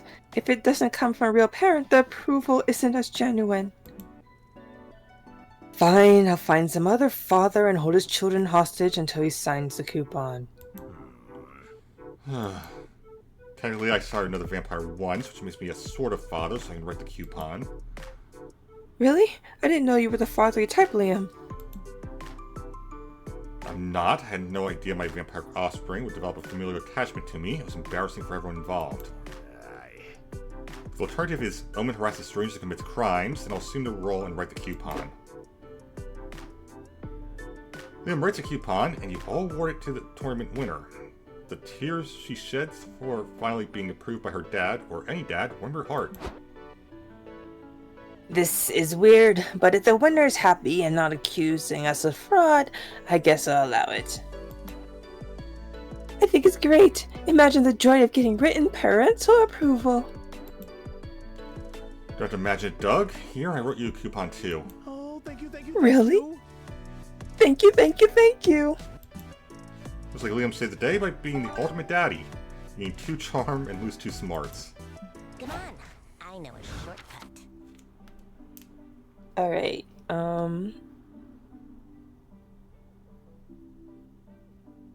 the one with, let's see, hotel or main stage? Let's go to the hotel room. Yes. Showing your hotel room, decide to browse the room service list. Wow, they have all sorts of kinds. 6-pack of beer, lots of shoelaces, even the very concept of creativity. Huh, the awesome is expensive, but since money isn't a stat anymore, it'd be a net gain stat-wise. Shortly after, someone brings your 2 creativity and several shoelaces. Imagine what you can do with all this. Later, you and Liam are drinking boba tea in the courtyard when Nico runs up to you, their Komodo billowing dramatically in the wind. Your help, Liam? I'm having a crisis. No thank you. It's an acting crisis. I need help from fellow thespian Saul. You have my attention. I'm cosplaying Jade the Rowan today, but I'm having trouble getting to character. She's just so hard to relate to. They're so quiet, so angry, so what's the word? Jaded? Nah, that's not it. Okay, here's a tip for you. Trouble with the Ronin is most often characterized by their ostracization from society. What, Jade the Ronin isn't ostrich, silly? That's not... Okay, let me put it a different way. You need to tap into your sad, serious side. Here they have either of those sides, though. Dig deeper. Have you ever felt like the whole world's turned its back on you and all you could do was turn it back on the world? I guess I was pretty bummed when I dropped my corn dog yesterday. Is that anything? I'm out. I'm out of ideas. Val, you got anything to help Nico get into character? See, ruins are defined by their lonesomeness. Send Nico to live alone on a mountain for 3 hours to harden his spirit, or you have to show that there's a heart behind that tough facade. Here, take care of this baby I found. Take care of that baby. Take care of the baby. Okay. Pause. Valerie, where did you get a baby? Don't worry about it. I told you, I found it.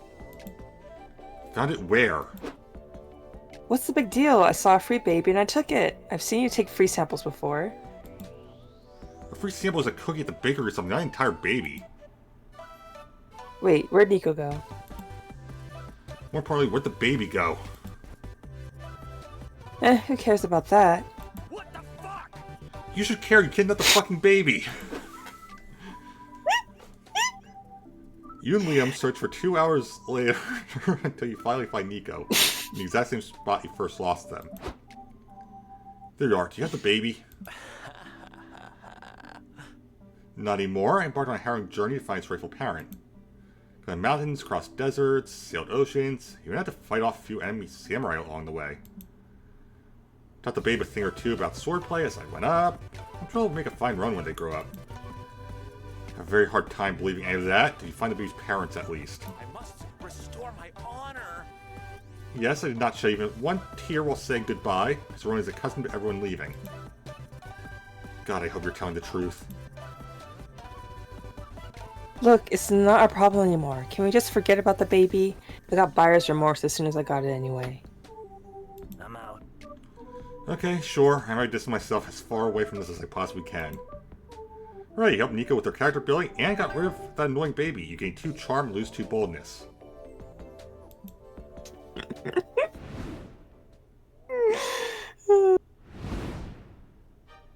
Hashtag slay.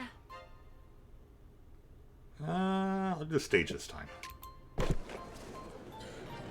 sitting at the main stage for a panel titled Are Dating Sims Back? The stage is empty. After a few minutes, a shy-looking guy approaches the mic and says, they're not because they never left to begin with. Yay! The audience goes crazy. Crazy for dating sims. You gain 2 smarts for learning dating sims will never stop being cool. Later, you're sitting around thinking about Doug, as you often do. What was up with his sudden boomerang fixation? Hopefully that hype has died by now. Hey! Hey, I'm glad I ran into you. Are you free right now? Yes? Why? Because I want to take you On a date? What a twist! to the annual SpookyCon meetup for the boomerang enthusiasts. Fuck. Why is there a boomerang meetup at a con all about nerd culture? I wondered that myself. It seems weird since so many nerds are uncool and boomerangs are the pinnacle of coolness. Sure, that's what you meant. Anyway, do you want to go with me? I get nervous around new people, so it'd be nice if I was there with someone I already like. Look, he's too cute to refuse. You follow him to the dumb boomerang meetup. Whoa! This is amazing. I never thought I'd be in the presence of so many designer boomerangs. Or did I, to be totally honest? I really hope these people like me. I'm only an amateur boomerang expert. They gotta be like, experts. Actually, they don't look as wide-eyed and wet-eared as Doug, throwing their boomerangs and doing the walk of shame to go retrieve them. Still, Doug clearly needs a confidence boost right now, so why don't you give him a tip on how to impress his fellow boomerang dorks? Introduce yourself by yelling boomerang. Everyone loves a good catchphrase, or get another boomerang. Nobody else here has 2 boomerangs. Catchphrase. But what would I do without you, Ryu? Doug confidently marches up to a group of boomerang enthusiasts chatting around a table. I'm Doug. Hello, hey everybody. My name's Doug. Boomerang. What did you just say? Don't be shy, double down. Yo! I said boomerang. It's my catchphrase, but I don't know, maybe it's 2. It's hilarious. I only asked you to repeat yourself because I couldn't believe I was witnessing such comedic genius. Totally, dude. It's clever, because it's like boom from explosions, which are cool, but then it's boomerang, which is cooler. Nothing gets past you, pal. Tell us more. We need more boomerang puns. Okay, let me think. Oh, sorry. I gotta take this call. Oh! Hi, Mom. You boomerang? Dude, he did it again. Yes, it's funny because it starts with boomer, as in boomerang, but then he emphasized rang because... Yeah, I think we all got it. Here, Doug, you're one of us now. We'll throw boomerangs together and bring some more puns. Heck yeah! Love to. Look, Ryu, I'm officially a boomerang guy. Clearly made a -2 fun choice, but you gained 2 creativity for helping Doug anyway. Oh, I should have booked a stand.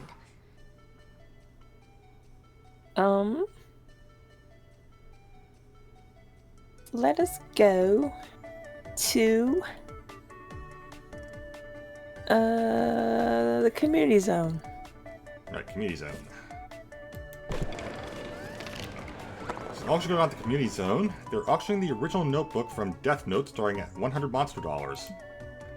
You could kill so many people with that notebook. You yell 200 monster dollars. When this cause broke AF, so you get the notebook. To make sure no one steals it, you decide to write your name in it. Oh, Oh shit, you're gonna die. 4 seconds later, nothing happens. Death Note isn't real, dum-dum. Still had 2 fun by playing pretend Death Note.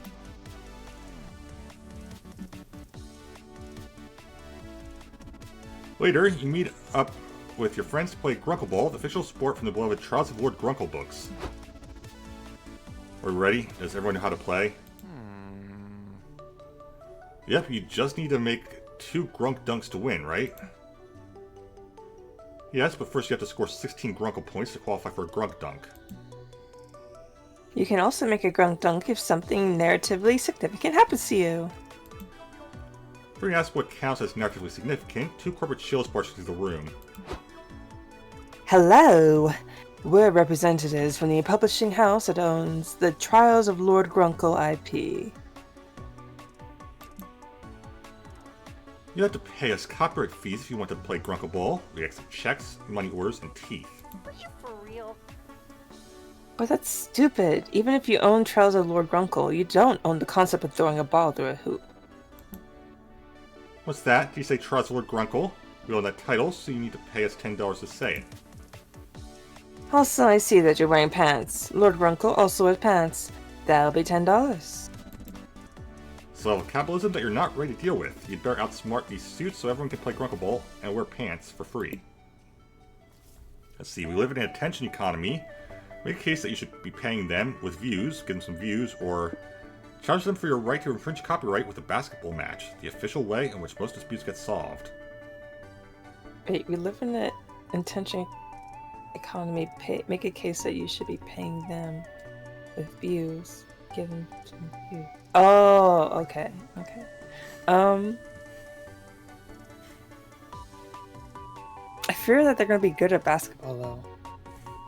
So,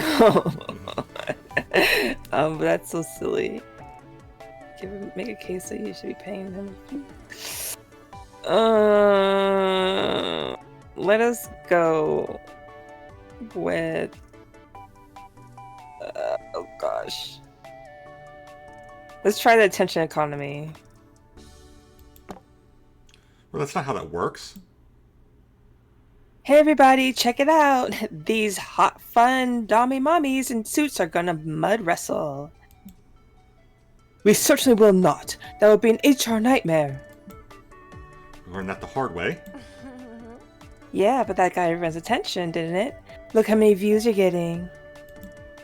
These just don't record the revenue we've lost from your using our IP for free.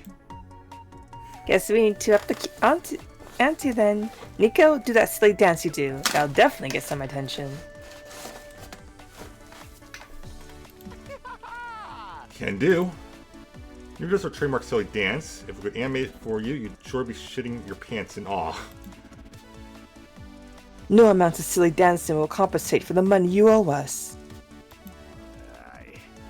Really? I bet if we asked around, you'd find out that you have interns working at your company for no pay. How's this any different? Well, we're a huge brand. The professional experience exposure our interns get is likewise huge. I love that we just turned around exposure culture on them. Is this huge as exposure my silly dance is getting? No way. That's a lot of exposure. It's gotta be at least $200 worth of extra exposure. You can write us a check. No way. Enough. Yes way? Write a $200 check for our friend's silly dance now. Maybe use his magic vampire eyes to hypnotize the core chills into writing the check. Why doesn't he do this more often? Hint, it's the inconsistency of this universe's canon. You'll order pizza to celebrate your victory over capitalism. You spend the full $200 due to pizza inflation. You also gain 2 charm and lose 2 fun. I'll show you the way. Go to the lobby.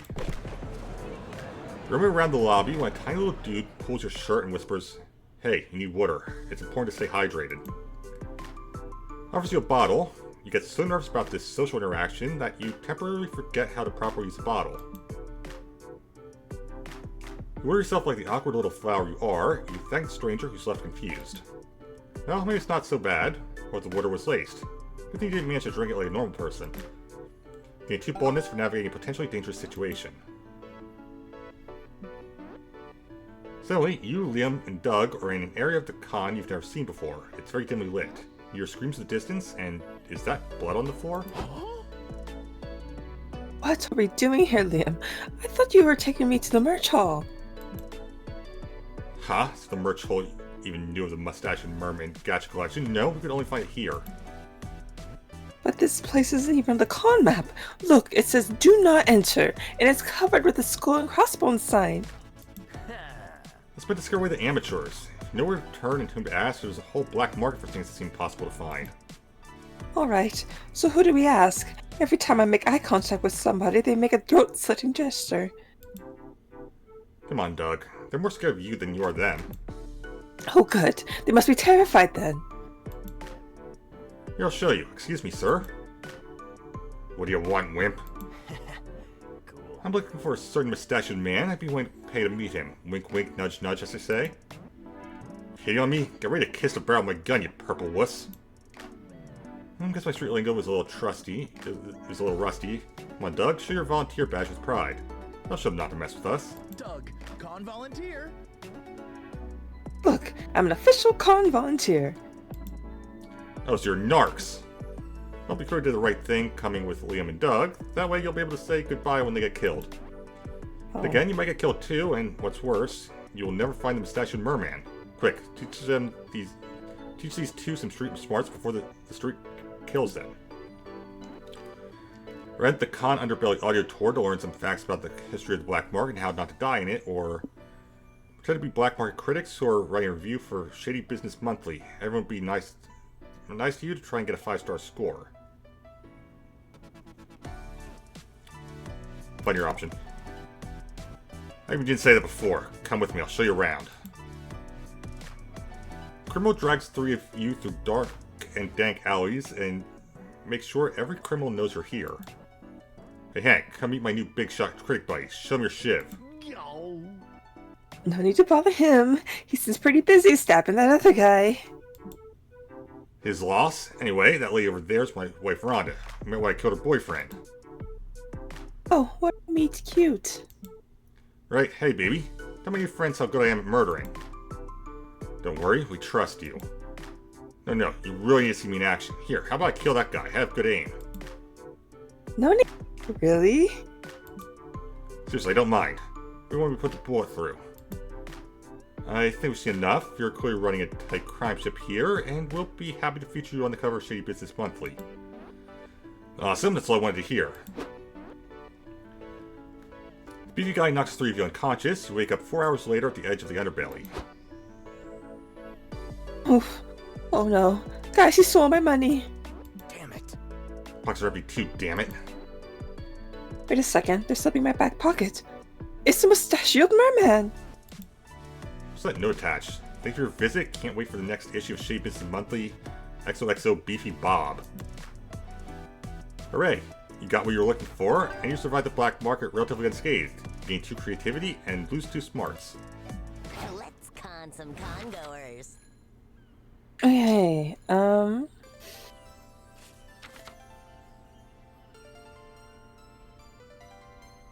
let's just go to the hotel and outdoors. Again.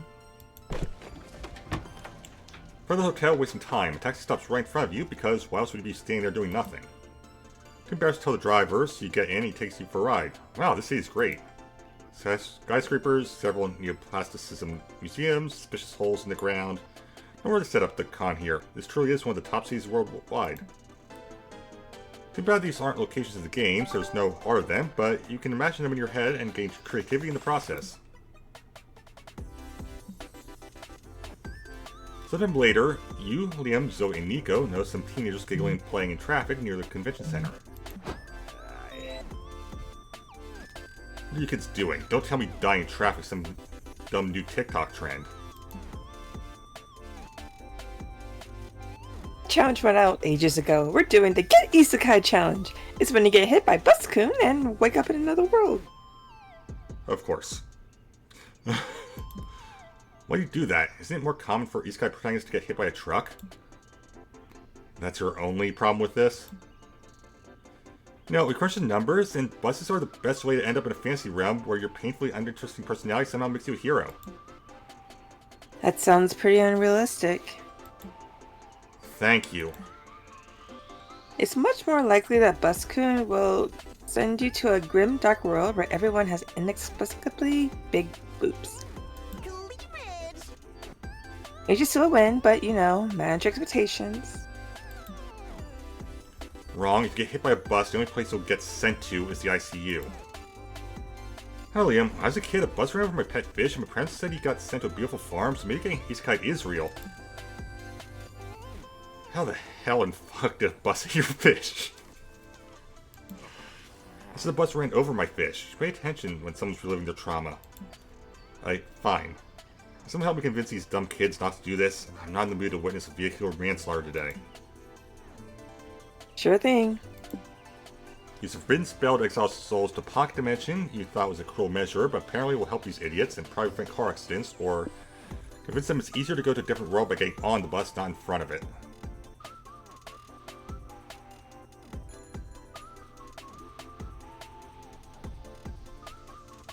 I get it on, not in front of it.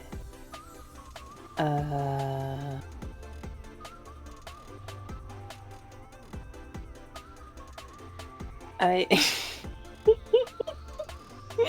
I don't know.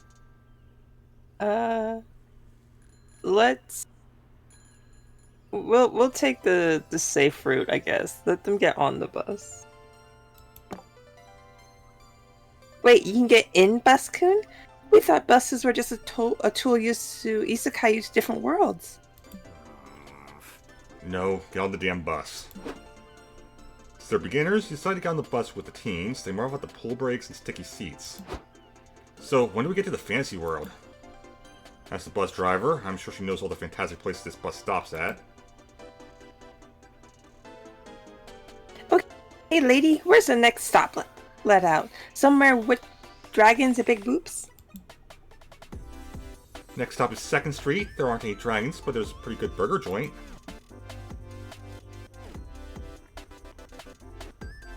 What about the one that comes after? Is it somewhere full of cute anime girls looking for mediocre boyfriends?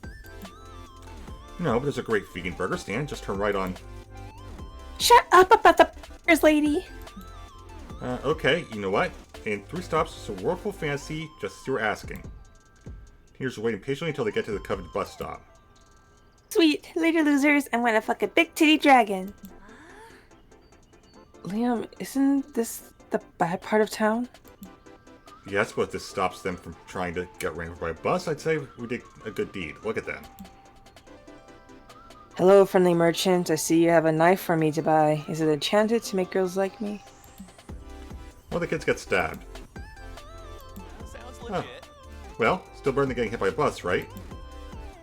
First, decide to go check out one of those burger joints. You gain 2 charm for convincing these teens not to get hit by a bus, but still lose 2 smarts. Really, that's on them. Everybody choose something good. Say your choice out loud to the other player before advancing.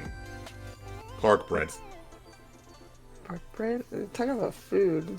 What's good? I like bug spray. I think bug spray is good. Clark bread and bug spray. Bug spray, okay. Play orders based on the likelihood that society would survive said good thing was completely wiped from its existence. Start debating now.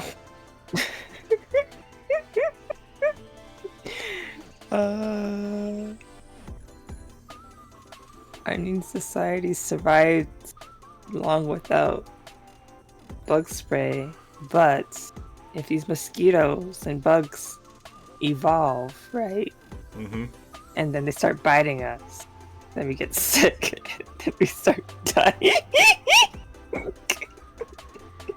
The superbug being an actual superbug, being like, your vaccines and medicines can't stop me. That's my 2 cents.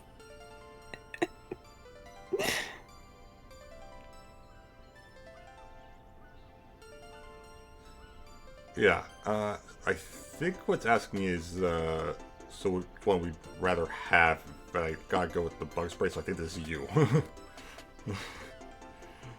I see. It depends on, because the first one was worded in a way where we did not want where our pick was the wrong answer, but I'm not sure it's the same on this one. Of course, we can always just do random. They were decided based on likelihood that society would survive if said good thing was completely wiped from existence. So if you wipe away bug spray, then we might be doomed. So society would not survive with the removal of bug spray, maybe. Right. So, okay. So, my thing was saying, so I think it's because we would have a hard time surviving without bug spray, without guard bread. I think you take this. Let's see.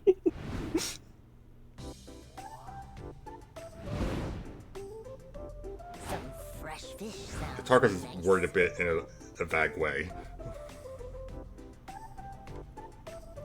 So wait, can you because we went to the market person, yeah, so wait, can we sit at the, is that an option?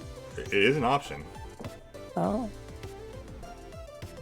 well, for now we'll sit with my mimic guy, see how he's doing, how they're doing with their cosplay. Yeah, Nico.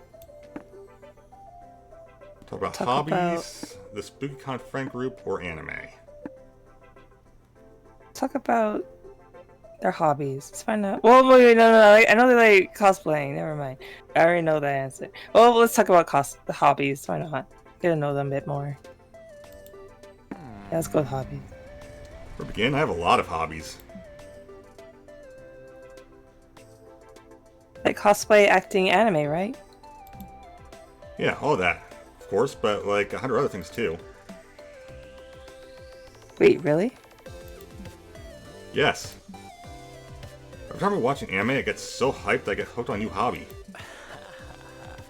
You binge 4 seasons of sports anime, and then next thing you know, you're part of a volleyball team. Anime can do that, huh? It sure can. 100%. That's what I love about anime. It can get you excited about anything. Be watching someone grabbing a chip from a potato chip bag, it'd be the most thrilling thing ever. Gee, I wonder what that's referencing. They do like their Death Note. Ah, yes, the potato chip scene. Every time I grab a potato chip, I feel like I'm in the middle of a clever master plan. So yeah, I've joined a volleyball team, I've been rock band, I play mahjong every Thursday at the local retirement home. The list goes on. Dang, and you're really good at all of that? Aw. I'm unsure. It's true that I tend to lose at all of the hobbies in which you can win. One thing's for sure about each one of these hobbies, Victory! I give my very best. That's the important thing, and I'm sure you're just in the middle of your underdog arc. Oh, genius! Of course, it must be that. Valerie, you're a genius. For the next hours, Nico tells you all about these hobbies. The list is long, but you enjoy every second of it. Dang, Nico's passion is infectious. Time for a little aperitif. I'm too curious.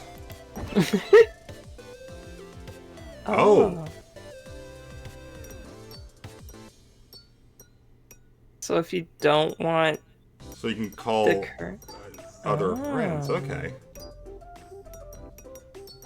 And obviously we will unlock more as we go through. Oh, Vera. Invite Vera to join you at the con. Sure, I'd love to go. Really? I didn't think you'd be interested. Of course I am. I have made a launder and merch is the perfect cover. Vera, tell us what's your type. Generic and stupid question. I don't like people who ask stupid questions. Be less stupid. Thanks.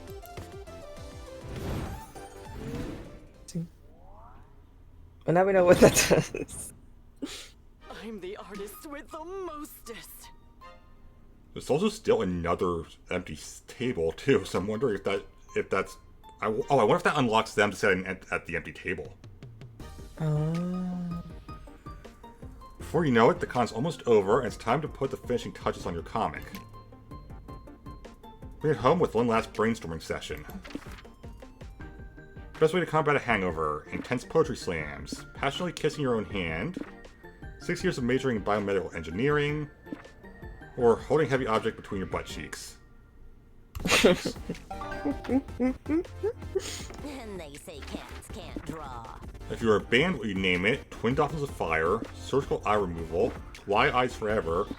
Anal beads, sexy, deathly whiplash. Twin dolphins of fire. Fire, let it burn.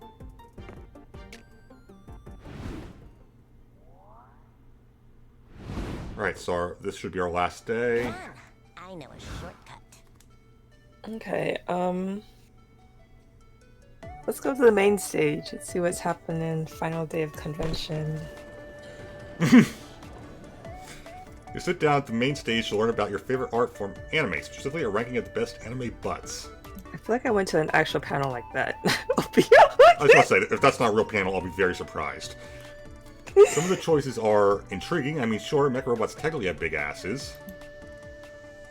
At the end, you've learned more about the panelist fetishes in anime, but that's ass-centric knowledge still grants you 2 smarts. Afterward, you're sipping some water when you see something hot enough to make you do a spit take. Nico in the new cosplay. I'm Nico. Or am I? Choo choo, full steam ahead, punk. Haha. Ooh, I like their outfit. Very, very nice. You get it? Please tell me you get it. I've been working on that pun for 2 hours. I get it. Yes, I get it. Good. Anyway, did my costume turn out great? I feel amazing, like I could fly a Led Zeppelin all by myself. You could do anything you wanted in that getup. It brings me right back to the future past.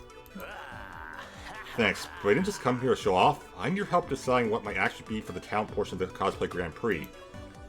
I'm flattered, but are you sure you want my help after what happened last time?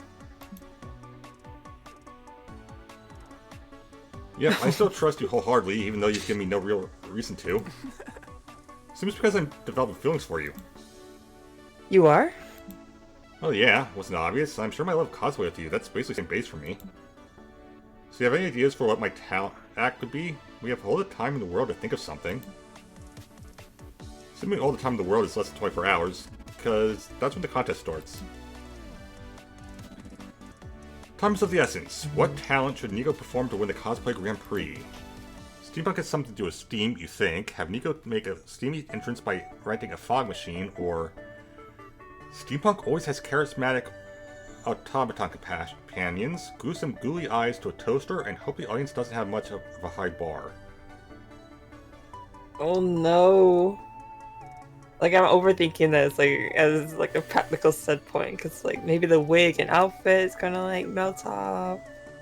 But the toaster is not very... It's not gonna complement their outfit well. Oh no, I don't want Nico. I want Nico to win. Okay,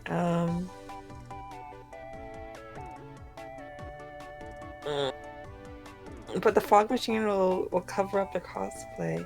Alright, I'm leaning towards the toaster. The safer option. I mean, I chose the safe option last time and fell down the stairs. Oh, I hate these options. Oh no. Okay, let's just googly eyes. Googly eyes in the toaster. Let's go for it. Alright. I love it. Let's find a store that sells craft supplies and kitchenware. After a long night of crafting, it's today at the Cosplay Grand Prix. Nico makes a grand entrance with their pet automaton. Ta-da! Ta-da, meet Toastworth, my steampunk robo-butler. Are you serious? That's just a toaster with googly eyes. Don't talk to Toastworth. You two are my children. Crowd starts booing Nico's toaster. Thank goodness you thought ahead and put some plans to the audience. How ironic. None of these so-called steampunk fans have any imagination. The shadiness of Toaster Butler is what makes it such a compelling, iconic, ironic sidekick. Robo Butler is a total cutie patootie, and I wasn't even supposed to say that. Money, money, money. But there's a better word for it. Time to cough up the $20, Valerie. Hooray! Nice toaster, Nico. I'm gonna shout loud enough to drown out anyone who disagrees.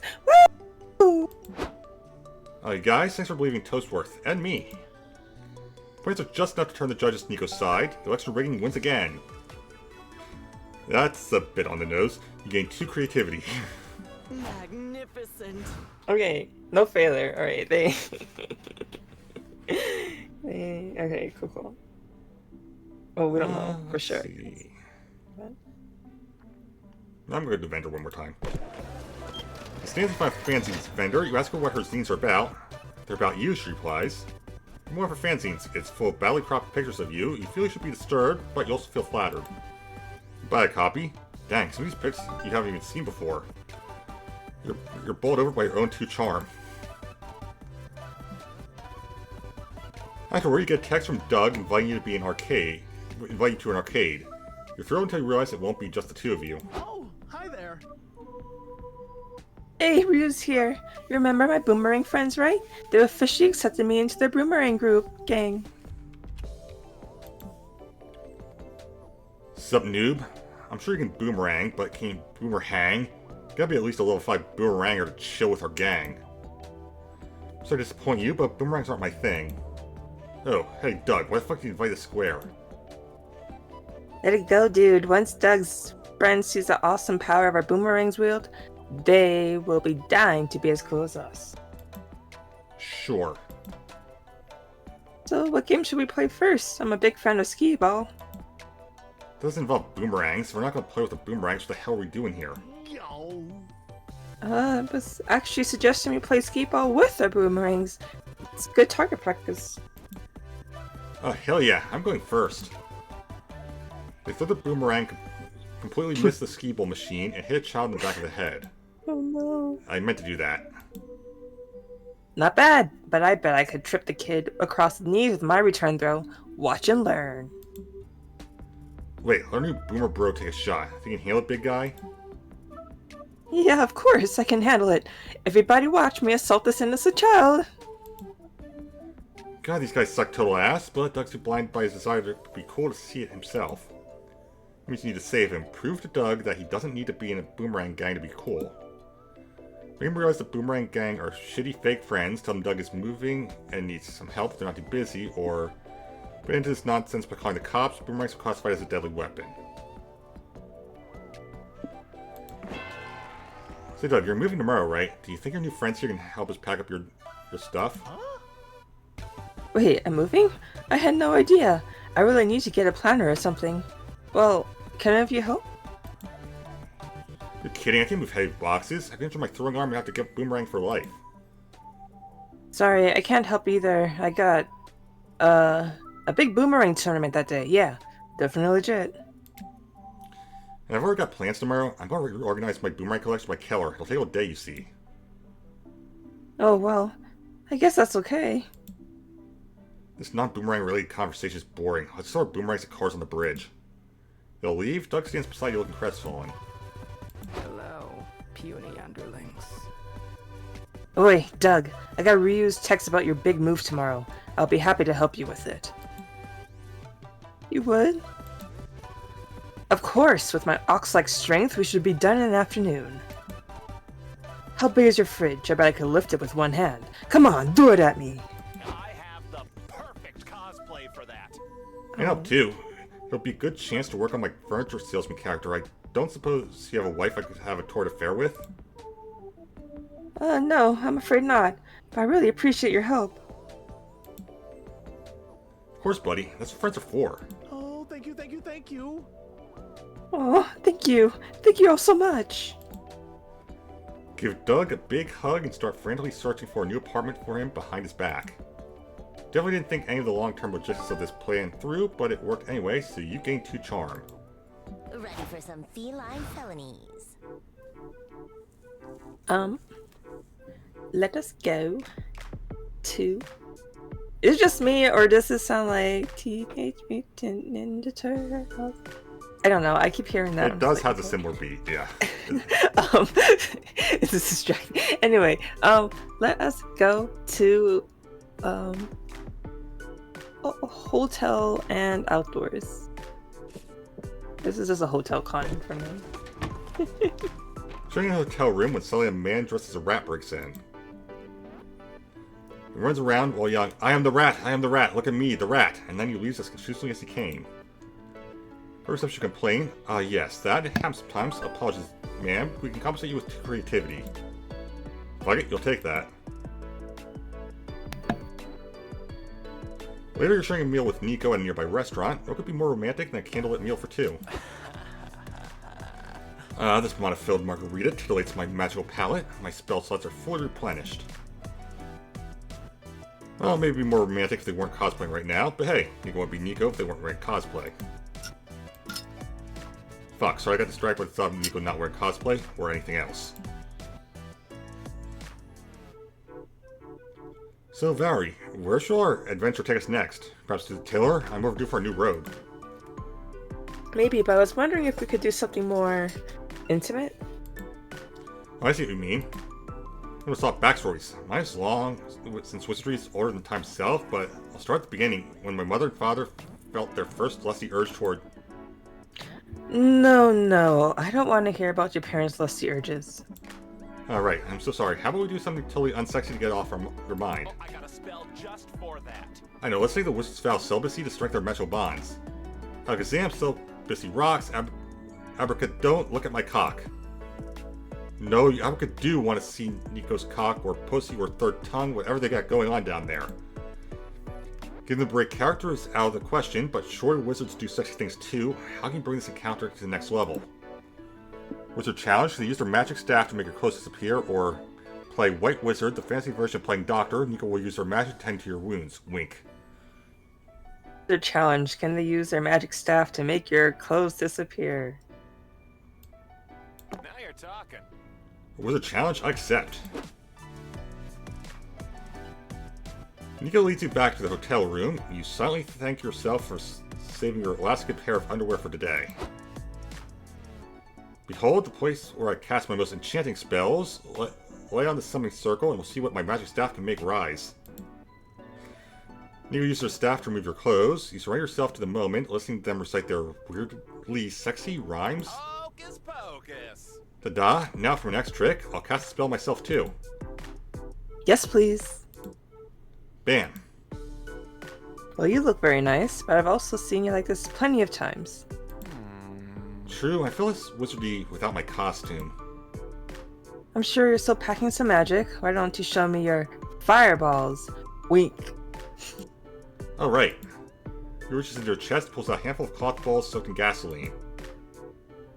I believe a guy made this prop. Check it out.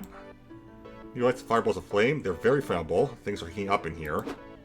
Which I mean the room caught on fire and they had to evacuate their entire hotel. So I think the fireball stun isn't safe enough to work. Yeah, I was kind of, talking about your actual balls. Well, you meant, oh, sorry for the misunderstanding. I'll get right next time. Only there's next time, you gain 2 smarts for rising to the Wizard Challenge, but lose 2 fun. Hashtag blessed. And can use zone again. Very lucky, so we enter a Poker 2 tournament. These nerds sure play hard. Your Royal Flush, which would be great if one of the other players didn't play Zach Krant, Commander of the Nether Galaxy. And for you had a Helmet of Chaos up your sleeve, equip it on your Royal Flush, and beat the shit out of Zach Krant, heck yeah. All this nonsense makes gambling at least 2 fun. Fear arrives is keen to visit a meet and greet for her favorite newspaper cartoonist, Carl Onslow. He thought Prim was dead, but apparently not for her. Mr. Onslow, sir, it's an honor to meet you. Okay, so it does just bring them in as an event. Got it. Mr. Onslow, sir, it's an honor to meet you. The understated humor of your strips always makes me smile, even after reading about tightening financial regulations. Thank you, my dear. Hearing that was just the pick-me-up this old man needed. Is something wrong? Well, I've signed a new contract with the big corporation. It seemed a good deal at the time, but now I've thought about it a bit. Maybe $40 was a bit on the low end for the rights to my life's work. Sir, could I have a look at your contract? Chris hands the contract over. Despite its length, Vera makes quick work of it. I see. Sir, I happen to run a law office of irrelevant legality. Please let me represent you. I'll get you out of this. You do that. Thank you, young lady. That's very kind. You'll go find the corporate representatives the cartoonist deals with, and of course they turn out to be... Hello? You're not worrying about your contract again, are you, Mr. Onslow? I thought you made your funny little pictures for the love of it, not the money. You're lucky we don't charge you for the privilege of getting to see them in print. Now that you say that, maybe you have a point. No, they don't. Listen, you two, I'm Mr. Onslow's new legal representative, and I'll be negotiating his contract. No offense, but I don't think you can take negotiations with us. You'll be begging for mercy by sunrise, legally speaking. I doubt it'll go on that long. You'll be the one on your knees long before then, also legally speaking. But talking from someone who has already made a crucial mistake, you can't renegotiate a valid contract, and believe me, when I tie something up, I make sure it's tight. Don't worry about that. My co-counsel Ryu has already discovered that this contract is valid, haven't you? Far be it for you to contradict Vera, how do you invalidate this contract? If the contract was signed in duress, you threaten him to sign, framing someone for crime is okay if that someone's yourself, or argue the contract is null and void because Vera is actually the cartoonist's financial dominatrix. A pre-existing contract establishes all his work belongs to her. Yeah, go with that one. A financial dominatrix? What's that? Some kind of advisor? Listen, just play along, and I'm sorry for everything I'm about to say. You bad little piggy, signing on with these lowlifes. You know your contract forbids you from making transactions on your own. Transfer me $100 as punishment right now. Again, I'm so sorry. I'm sorry, Miss Advisor? We're supposed to believe that this pathetic old man is a kink relationship with you? Excuse you, the only one who talks about my fine sub like that is me. How about to take a look at this contract of yours and make sure everything checks out? It's a very personal document between my sub and I won't break his trust, but maybe you wouldn't understand these things. Please, I've got 15 fine subs in my personal portfolio alone. We're going to compare assets, we could be here a while. Mine are quite extensive. She certainly sounds like she knows what she's doing. If word gets out that we stepped on another Dom's toes, we'll never attract any talent again. Agreed, let's cut this one loose. Those bloodsuckers dealt with, you return to this con, a new spring in the old cartoon's step. There, you'll be free to negotiate a new contract with more favorable terms now. Oh, don't you worry about that. I didn't understand any of it, but it rather gave this old man a thrill. I don't suppose you'd negotiate my new contract for me, too. I'd be honored to. It's sweet to see VR champion this old man, his work that she loves so much. I you'd say that to her face. He was too boldness and gained too fun.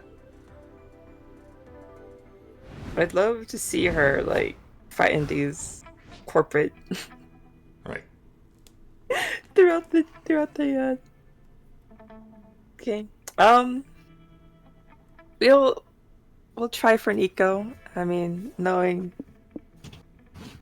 this game, I have no high hopes. Yes, ask Nico to the con after party. I've been going for dogs, so...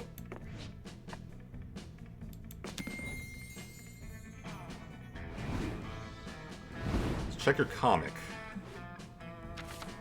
Finally, the art gang gathers around to put all the pieces of your greatest masterpiece together. Let me see the fruits of your labor.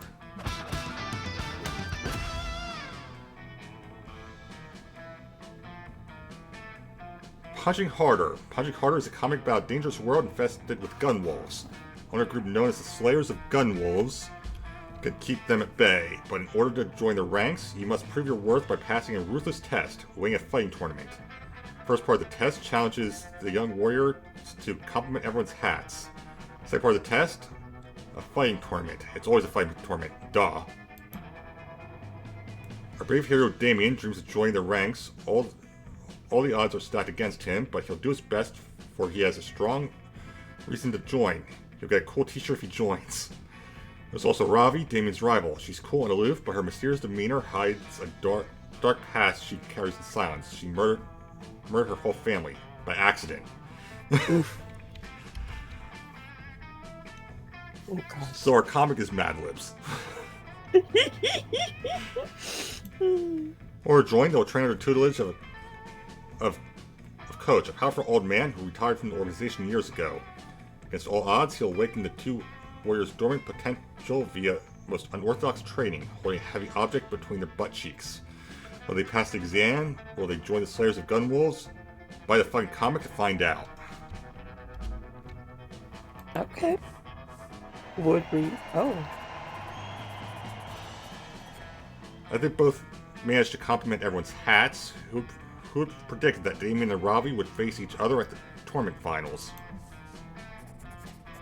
So today you'll get a taste of my secret technique, Twin Dolphins of Fire.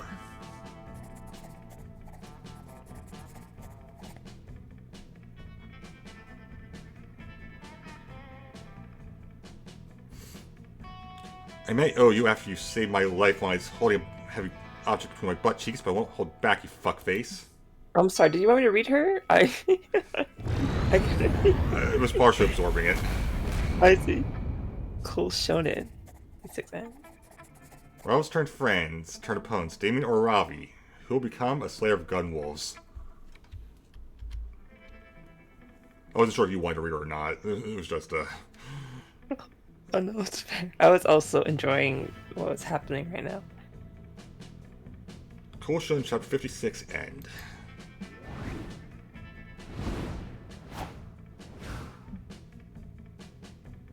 You finally gather your courage and ask your favorite green goober to go to the con after party with you. Well, I just got into like a secret ending.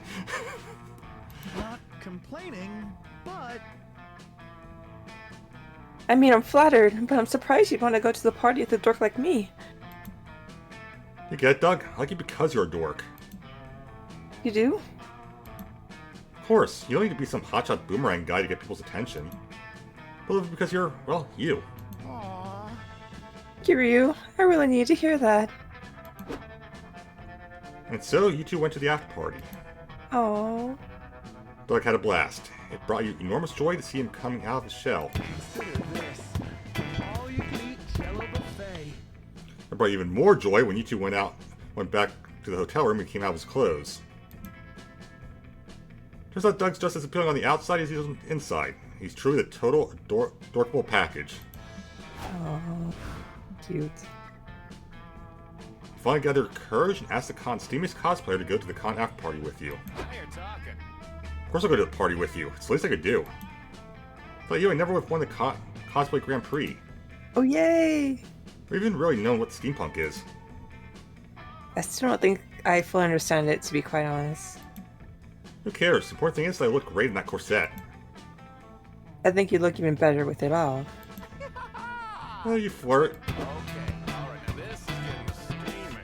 The party was great, but the sex afterward was even greater. The corset says on. Gave all of Nico's cogs, gears, whistles, bustles, and buttons off was a kind of foreplay in and of itself. I mean, that's what steampunk is truly all about. Having the steamiest, most convoluted sex known to monster kind.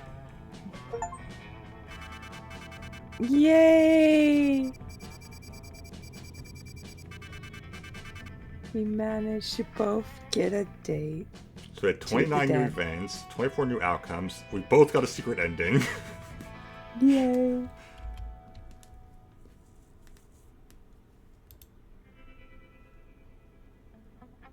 And we're going to find out what the Stream Safe song sounds like. Before we knew it, the con had ended. Just 4 days, but we could swear it felt like an entire lifetime. All sorts of misadventures took place, entire friendships blossomed, and we ourselves changed as people. The idea of going back to our day-to-day lives made us feel a bit disoriented. Promises were made of not growing apart, of meeting again soon. Still, we'd lie if we said it didn't feel like a bit sad to leave all that behind. But as each of us went our own way, we realized that wherever we went, these people would be there with us. With that came the truth that to this day we hold close to our hearts. No matter where we are, we belong. A thought that still gives us warmth, that makes us feel once again young and unafraid. Once even as the years go by, we'll always be ready to start. When you stream, you would not believe what you have to deal Aw. with. So many companies treat you like you're robbing like a thief. But you don't have to fear, It won't happen with me. We were meant to trust each other.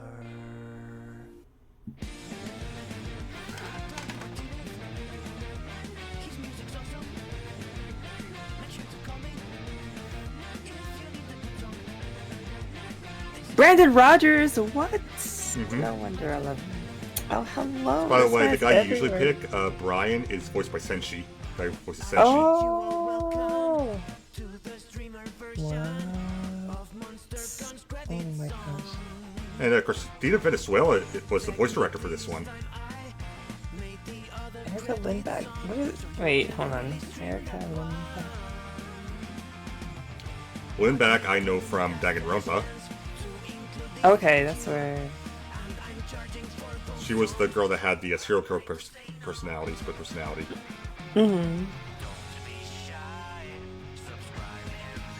Cause when you stream, you would not believe what you have to deal with. So many companies treat you like you're robbing like a thief. But you don't have to fear.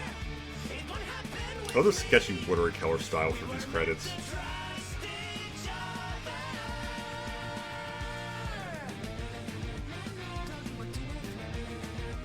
His music's awesome.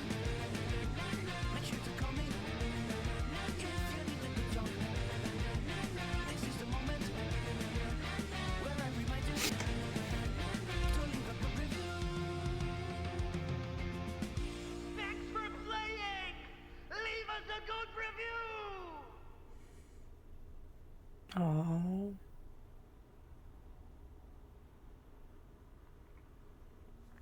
Love that. Yes. Yeah, so we'll definitely be Yes. playing more of this in the future. Hopefully we'll be able to get to a point where we can all get together again. Mm-hmm. For sure, for sure. Unlock But a this new was plot fun. line. Can now call Sawyer. Now call Bruce. Unlock a new outfit for Doug. I'm assuming that's the maid outfit. Unlock a new comic genre. 2 new comic genres. Yeah, let's go with the art gallery. Not the caramel dancing. Right, so our ending photos.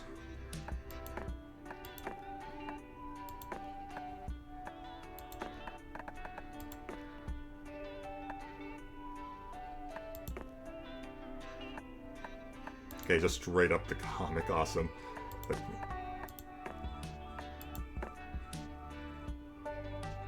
Now we can see, so we can see where the Mad Libs were.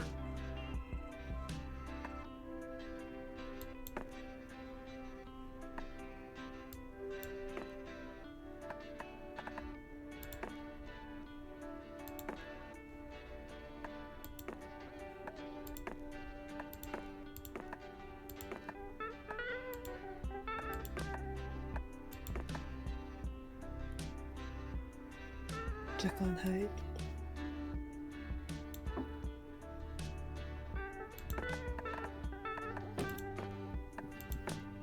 The date location we saw.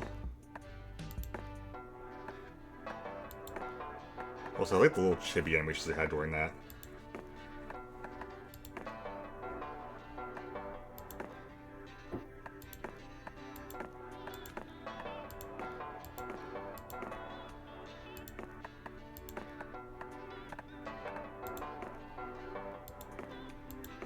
I'll have a bunch of outfits for Doug.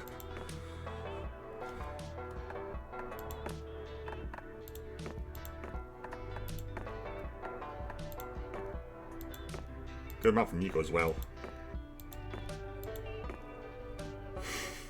I love that one. I'm sorry.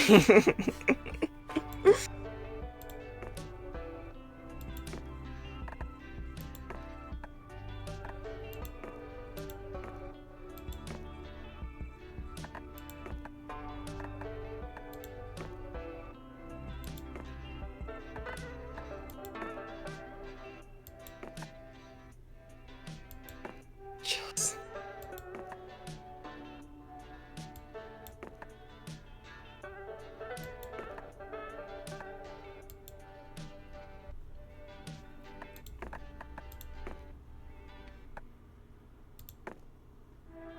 Okay, the date bench shorts. These were the second date ones.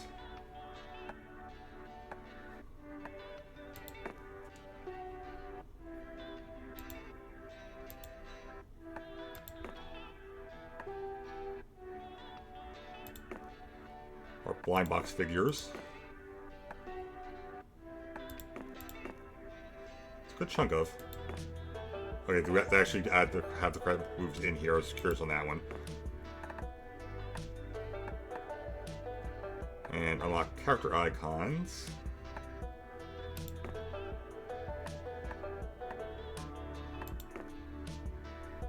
A lot of them. It's just for each one we've met. Oops. It's gonna bug me if I don't get rid of the new. No, it's not the same way. April fan 1. Wait, they're April's fans, and they should have just got to see her. They were too deep in the boomerang. Wait, no, wait. No, these were the bus ones. Those These are the bus isekai people, kids. right? Well, I guess they got dabbed / wandered into the dark. Well, was that before or after the concert? It was I don't after, know. I think. Okay. Bandit 3, so it's presumably Bandit 1 and 2 somewhere. Boomerang guys. There's the bus driver. Congoers. Also, I'm not 100% for sure, but it wasn't the credits listed as Monster Sona upgrades or something like that. I think these are fan design characters. I don't know for sure. Okay, because the credits went like really fast. I was like, wait, who's I in was it? going through. There's a still version of the credits you can look at. I saw it earlier. Knockoff salesman. 2. Mugger.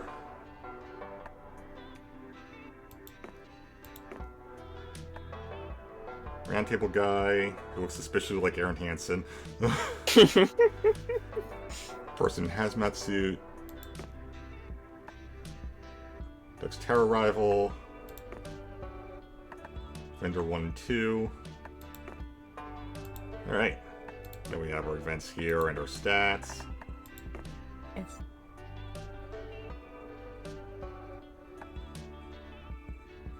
Right, well, that'll be it for us for now. Mel, I don't know what you currently have going on. That is a good question. That is a beautiful question. I am trying to do art because I got summer events, but other than that, I wish I streamed more. Mhm. But I have a lot of videos I'm recording of my drawings. Oh, good. But I won't give a date on when those will be published because I don't want to make any promises. Yeah. I enjoyed watching you drawing, so that's good to know that that's coming back. Yes. So I will definitely be playing more of this game in the future. There's no question on that. Whether it's on my own or with someone else, it will be coming. Because I love these games, and they've continued to be good. And it's just what started as a small indie dating game becoming this big of a franchise is honestly incredible. Yeah, I'm looking at like the voice talent. I'm like, oh my gosh, stop! Now I have another reason to get these signatures from the voice actors. Been like, yep, supporting an indie game, so love that. So that'll be it for now. So thank you for watching, and we'll see you guys next time. Bye, guys. Bye bye.